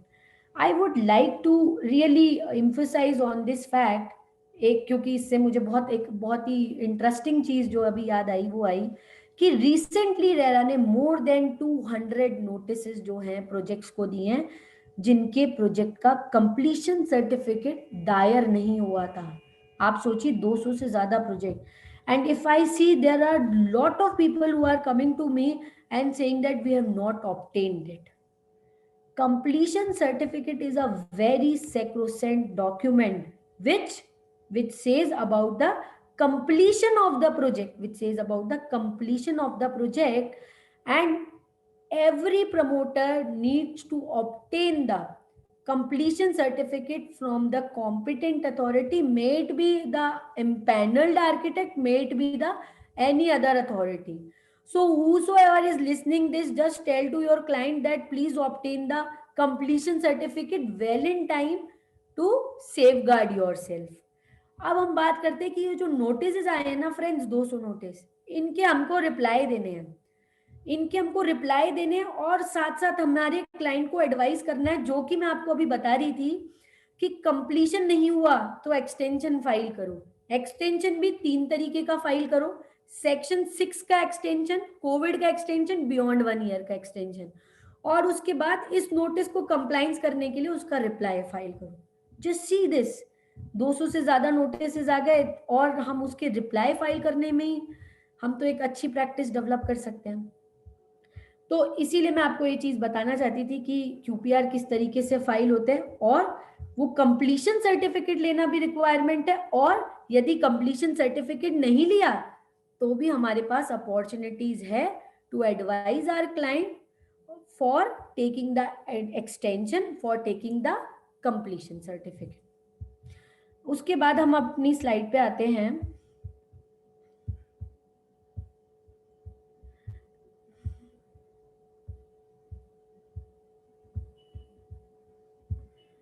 if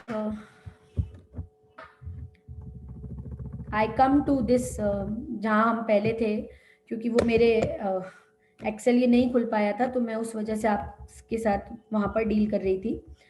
अब सेक्शन 8 हमने कवर कर लिया, सेक्शन 11 हमने कवर कर लिया, सेक्शन 8 7 हमने कवर कर लिया, सेक्शन 4 हमने कवर कर लिया, सेक्शन 6 हमने कवर कर लिया, सेक्शन 3 हमने कवर कर लिया।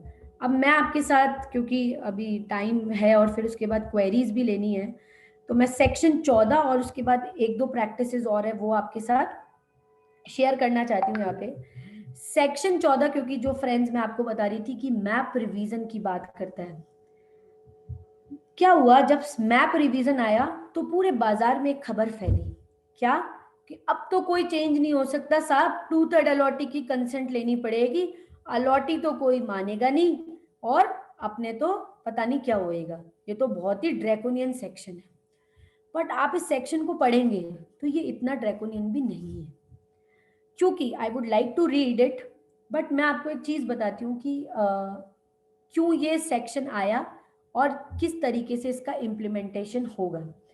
क्योंकि जैसा मैंने आपको बताया कि सेक्शन चेंज हो जाते हैं, जो आपके सैंक्शन प्लान्स है वो बिल्डर चेंज कर लेते हैं, बायर्स को ब्रोशर में कुछ होता है, डेवलप कुछ और हो रहा होता है, तो इस वजह से सेक्शन को लाया गया कि भाई 2/3 अलॉटीज की कंसेंट आ जाती है for the revision of map, तो हम इसको अलाउ कर देंगे। RERA is just a updation portal, let me tell you friends, revision of map से रेरा की दरकार नहीं है। रिवीजन ऑफ मैप की आप बात देखें तो you need to update it on RERA, but you also need to submit a consent of the 2/3 allottees for such revision before updating the same. Update revision of map तो आपका competent authority करती है, for an example Jaipur development authority is a competent who has pass the sanctions, who will revise your sanction maps. अब अपन बात करते हैं section 14 के अंदर, जरूरी नहीं है कि हर चीज में आपको 2/3 अलॉटी की कंसेंट की दरकार होगी, वो मैं आपको यहाँ पर बता देती हूँ। प्रोफेशनल अपॉर्चुनिटी, क्योंकि मुझे पूरे सेशन में that is a tag line, तो मुझे कवर करना है, तो एज कंसर्न टू मोटा मोटी मैं आपको बात बताऊं तो सेक्शन 14 के अंदर मैप रिवीजन होगा और आपको अपडेट करना है। तो अपडेशन इतना सिंपल नहीं है, आपको बताना होगा एग्जिस्टिंग क्या था, आपको बताना होगा रिवाइज क्या था, आपके क्लाइंट को 2/3 अलॉटी का कंसेंट लेना होगा। तो इस तरीके से वो अपडेशन के लिए भी आपके पास एक अपॉर्चुनिटी है कि फीस चार्ज किया और उसका मैप रिवीजन कर दिया, वो आपको सेक्शन 14 का ज्ञान होगा तो ही आप कर पाएंगे। तो सेक्शन 14 के अंदर क्या हुआ, सेक्शन 14 में the propose project shall be develop and completed by the promoter in accordance with the sanction layout specification as approve by the competent authority, जो कि मैं बार बार कही जा रही हूँ कि जो सैंक्शन हुआ है वो ही आपको बनाना है, but notwithstanding anything contained in law, contract, agreement after the sanction plan, fittings, amenities, plots, building as the case may be, as approved by the competent authority, are disclosed and furnished to the person who agreed to take and one or more said apartment, plot, building, the promoter shall not make। भाई वो उसको पूरी तरीके से उसको cover कर लिया कि वो कोई चेंज नहीं कर सकता, लेकिन इसके बाद अपन पढ़ते हैं shall not make any addition, alteration, sanction plan, layout, specification and nature and fixture, fittings, amenities described in their respective apartment। तो जहां पर आप उसके अपार्टमेंट में चेंज कर रहे हैं तो माय फ्रेंड्स, आपको 2/3 अलॉटी की कंसेंट नहीं लेनी, आपको सिर्फ उस पर्टिकुलर पर्सन की अप्रूवल और कंसेंट की जरूरत है। तो ये जो मिथ था कि 2/3 अलॉटी की कंसेंट लेनी, ऐसा नहीं है। कैसे है कि उस पर्टिकुलर आप अपार्टमेंट में चेंज करते हैं तो उस पर्सन की लीजिए। फिर बोलता है प्रोवाइडेड दैट मे प्रमोटर में मेक सच माइनर और एडिशंस एंड ऑल्टरेशंस, लेकिन उसके लिए वो क्या करेगा, which is required for the architectural and engineer purpose, उसके लिए आप उस पर्टिकुलर जने को डिक्लेयर कर दो माइनर है।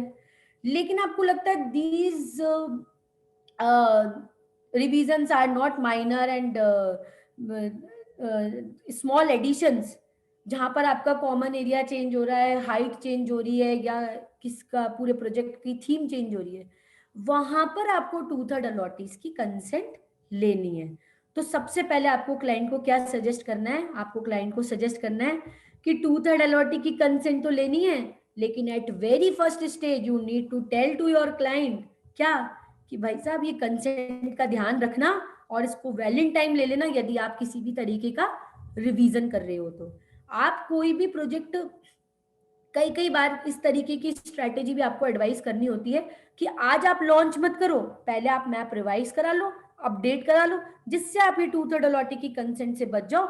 उसके बाद आप 2/3 अलॉटी उसके बाद आप प्रोजेक्ट को मार्केट कर लेना, सो दैट उस वजह उससे आप क्या होगा, आप उस 2/3 अलॉटीज की consent which is in this in any other alteration जो इसमें कवर हुई है सेक्शन आप सब क्लॉज 2 के अंदर जो कवर है कि that any other alteration in sanction plans, layout plans and specification building or the common area within the project without the previous consent of the at least 2/3 allottees. So this is all strategy what you need to advise to your client, क्या कि किस stage पर आपको उसको consent लेनी है, किस stage पर मैप रिवाइज कराना है।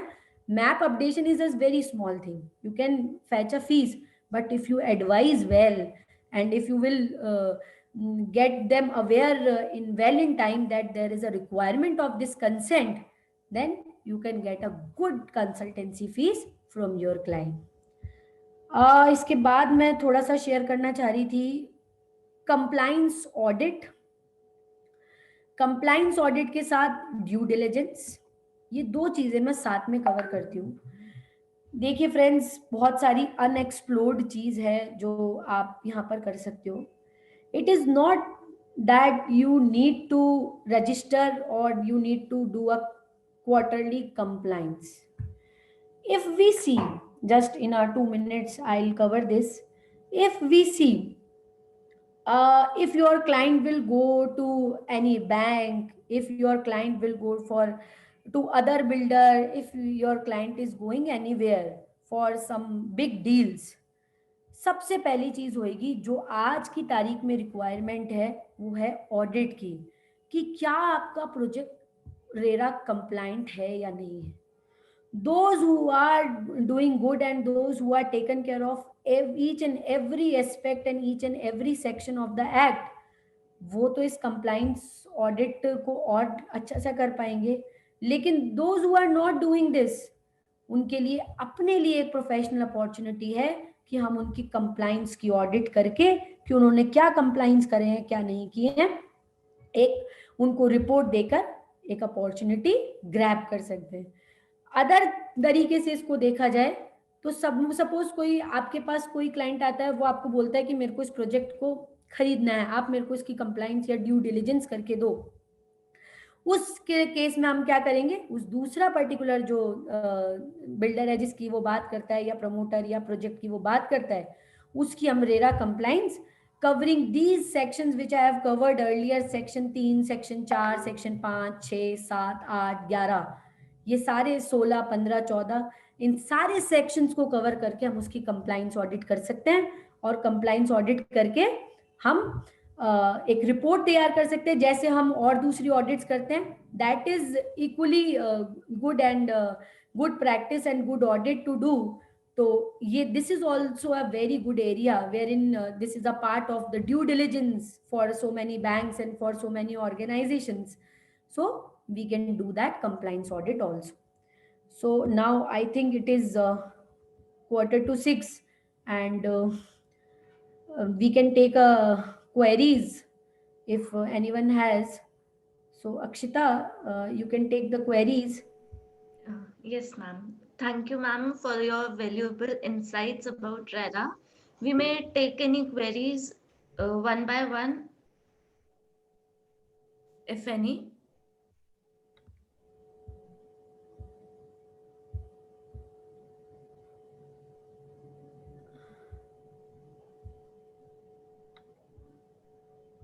I think queries are not there. Maybe आप लोगों को मेरा भाषण समझ आ गया, या फिर I don't know. So I am taking it positively. तो मैं थोड़ा Thank you, ma'am.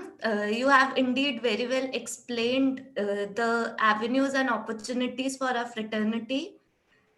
In the end, I would like to thank Jaipur branch for providing this platform for such a great discussion. In case we don't have any queries, we may end the session. Jaipur branch में एक बार अपन पूछ लेते हैं, उनके पास queries आ रही हो तो.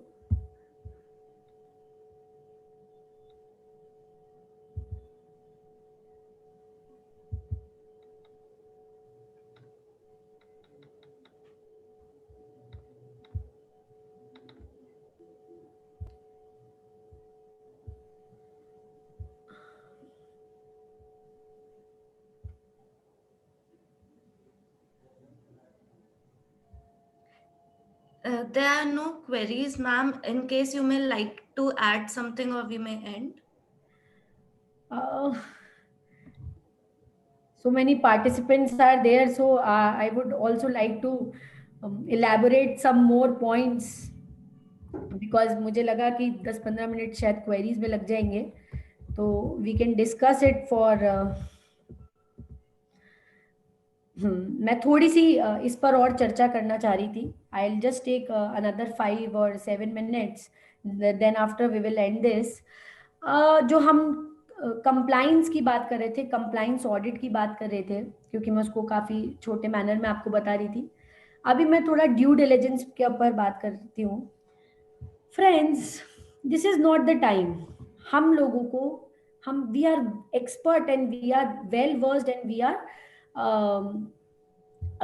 we are professional enough, and we are very educated enough to these do compliances like compliance, due diligence, financial due diligence, and project viability. I wish to elaborate this, that how these compliances can be done and how these are the requirements of this industry and of the country. Friends, देखिए, हम बात करते हैं कि suppose banks हैं. मैं एक थोड़ी सी छोटी सी चीज़ लेती हूँ कि बैंक किसी भी प्रोजेक्ट को, क्योंकि as we all know that project funding की, कंस्ट्रक्शन फाइनेंस की बात होती है, तो हम देखते हैं कि वहाँ पर कंस्ट्रक्शन फाइनेंस से पहले बहुत सारी ड्यू डिलिजेंस करनी होती है. उन्हीं ड्यू डिलिजेंस में से एक पार्ट है आपका रेरा का due diligence, which is very essential as of now. And in these days, if the project is not RERA compliant, then we can tell them that how the penal provisions can be applicable on those projects, and what would be the financial liability can be burdened on that project. उस तरीके से हम उस project की due diligence कर सकते हैं, उस प्रोजेक्ट की वाइबिलिटी को चेक कर सकते हैं, उस प्रोजेक्ट की कंप्लाइंसेस को बता सकते हैं, उस प्रोजेक्ट की फाइनेंशियल पोजीशन को बता सकते हैं. तो ये सारी चीजें रेरा तो कवर करता ही है. इसको मैं क्यों, आप रेरा इसके अंदर काफी इंपॉर्टेंट रोल देता है. आप देखिए, जितने भी सेक्शन पे हमने बात की, वहां पर यदि किसी भी तरीके की छोटी सी भी नॉन कंप्लाइंस है, तो मैं आपको बता दूं, जो पेनल्टी के प्रोविजंस है, which I have not covered here, but I will like to tell you that section from section 59 to section 63 64 तक उस तरीके के पेनल्टी के प्रोविजंस चलते हैं. तो आपने प्रोजेक्ट रजिस्टर नहीं कराया, 10% ऑफ द प्रोजेक्ट कॉस्ट में be the penalty on your project. आपने सेक्शन 4 सेक्शन 5 में किसी में भी क्या 5% of the project cost can be the penalty. So it is a very draconian sections of the penalty in this act. And क्योंकि आपने ये कंप्लाइंस ही नहीं की है तो आपकी प्रोजेक्ट की वाइबिलिटी उस पेनल्टी से ही खत्म हो जाती है. दूसरा, आपका क्लाइंट कोई प्रोजेक्ट परचेज करता है या कोई प्रोजेक्ट सेल करता है, उसके लिए उसकी फाइनेंशियल और प्रोजेक्ट वाइबिलिटी क्या है, उसकी डिमांड सप्लाई क्या है, वो सारी चीजें भी आपका रेरा आपको बता देता है कि उसमें कितने फंड्स आए हैं, कितनी उसके अंदर अलॉटीज हैं, कितनी बुकिंग्स आई है, कितने आपके फाइनेंशियल्स जो है वो आने बाकी हैं, कितने ड्यू इंस्टॉलमेंट्स हैं, कितने अनड्यू इंस्टॉलमेंट्स हैं, what fund can be raised from the project, what fund can be raised from the other sources. और इस तरीके से आप उसको पूरी रिपोर्ट तैयार करके दे सकते हैं that the project is viable or doable or not, and project is compliant or non-compliant or not. I think Akshita wants to say something. I think we should end this session. We have a query, ma'am, from CA Gangadhar ji. Could you please explain the calculation of land cost in a JV project in case Uh, of revenue and area share? Good evening Gangadhar ji. उनसे मेरी personally काफ़ी जान पहचान है और मुलाकात है. जो गंगाधर जी ने क्वेरी पूछी है, that is a major problem of not this industry, of this country. And we are in a process of in a process of writing a book on this particular topic, that how this land cost would be taken care in case of revenue share and area share.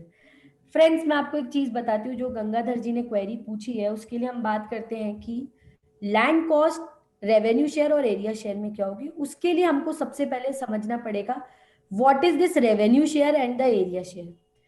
Friends, as we all know that sometimes there are some development agreements and some joint venture agreement between the landowner and the developer who develops and construct their project by their joint efforts.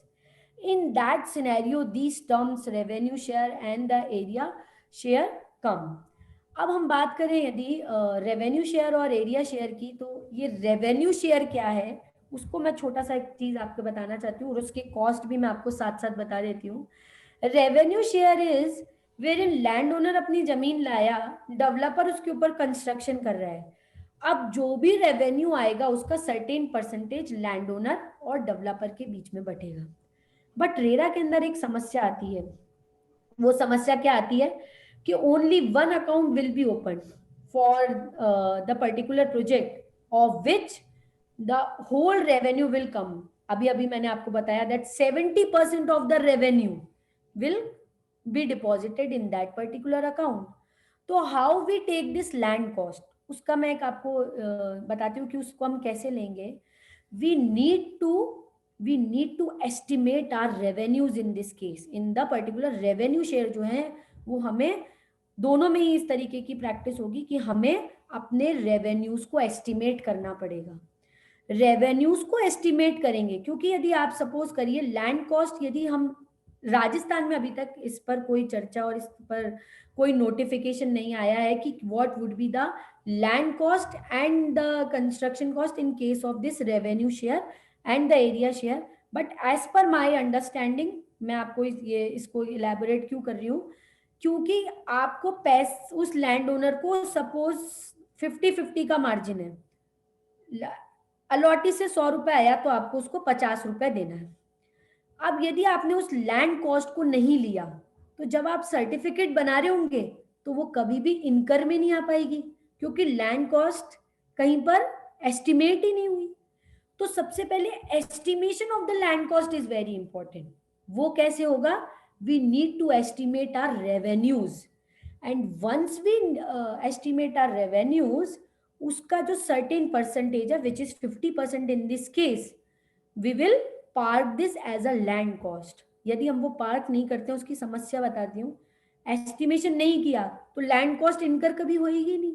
जो वो इनकर नहीं होगी तो जो 50% land owner को portion देना है वो पोर्शन कभी भी उस तक नहीं जा पाएगा। तो इसलिए in revenue share land cost would be the percentage you need to given to the land owner of the revenue would be your land cost.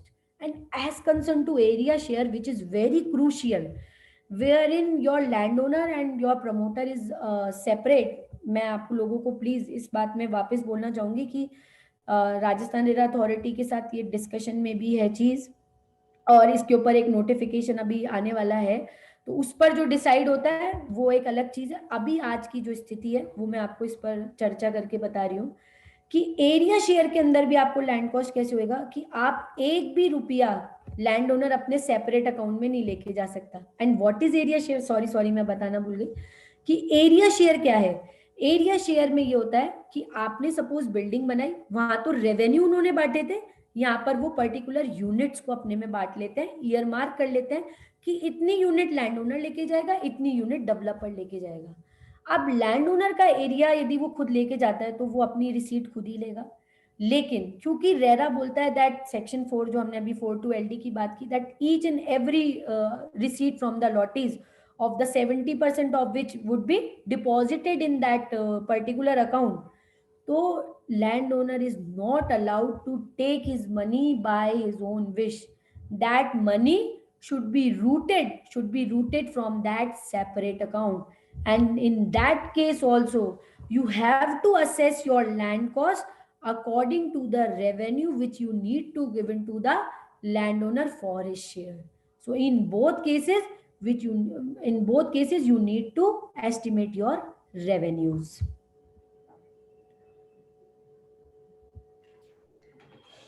Hope this solves your query, sir. Any other query we have? What is proper treatment to be done for RERA compliance for some development cost incurred after estimated finish date as per RERA certificate? I would like to read this first. Sure. Can you please repeat the query, Akshita? What is proper treatment to be done for RERA compliance for some development cost incurred after estimated finish date? Proper compliance for development of cost after finish date. देखिए इसके अंदर आपकी जो compliance की बात होती है, आपकी एस्टिमेटेड फिनिश डेट चली गई है और इसके अंदर 2-3 सिनेरियोज आते हैं जो मैं इस क्वेरी से समझ पाई हूँ। आपकी एस्टिमेटेड फिनिश डेट चली गई और आप कॉस्ट इनकर नहीं किया है, कंप्लीशन सर्टिफिकेट नहीं आया है, तब तो आप उसको प्रोजेक्ट को एक्सटेंड कराइए और डेवलपमेंट कॉस्ट इनकर करते रहिए। बट आपकी एस्टिमेटेड फिनिश डेट रहती है, उससे पहले आपने कंप्लीशन सर्टिफिकेट ऑब्टेन कर लिया है, उसके बावजूद भी कुछ ऐसी कॉस्ट होती है, डेवलपमेंट कॉस्ट इस तरीके की जिनके बिल्स आने बाकी होते हैं या इनकर, वैसे देखिए कि फिनिश डेट के बाद जितनी भी डेवलपमेंट कॉस्ट होगी और आपकी प्रोजेक्ट कंप्लीट नहीं होता है तो आपको एक तरफ तो एक्सटेंशन लेना है और आप अपनी डेवलपमेंट कॉस्ट को इनकर कर सकते हैं। बट एज कंसर्न टू जहाँ पर आपका कंप्लीशन सर्टिफिकेट आ गया है और उसके बाद भी आपकी कोई डेवलपमेंट कॉस्ट इनकर होती है, जो मेरे हिसाब से नहीं होनी चाहिए क्योंकि कंप्लीशन के बाद, but there is a possibility कि कुछ बिल्स आपके आते हैं, तो जब तक आपकी वो कॉस्ट इनकर नहीं हो जाती है तब तक आपको सीए सर्टिफिकेट जो है वो ऑब्टेन करते रहना चाहिए एंड फ्रॉम अदर कंसल्टेंट्स भी आपको सर्टिफिकेट्स ऑब्टेन करने चाहिए।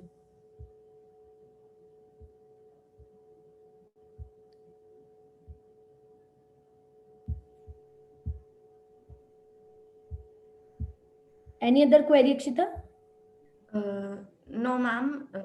That would be all. Thank you, ma'am. Thank you all the members for taking time out to attend the session. Thank you everyone. Thank you so much for having this session, and thank you so much ICI Jaipur branch and Anil Bhaiya for giving me such a wonderful opportunity. Thank you all. Thanks a lot.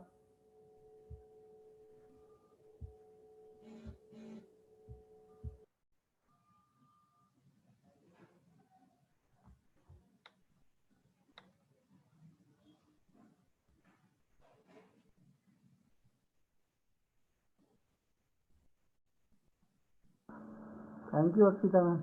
Thank you, sir.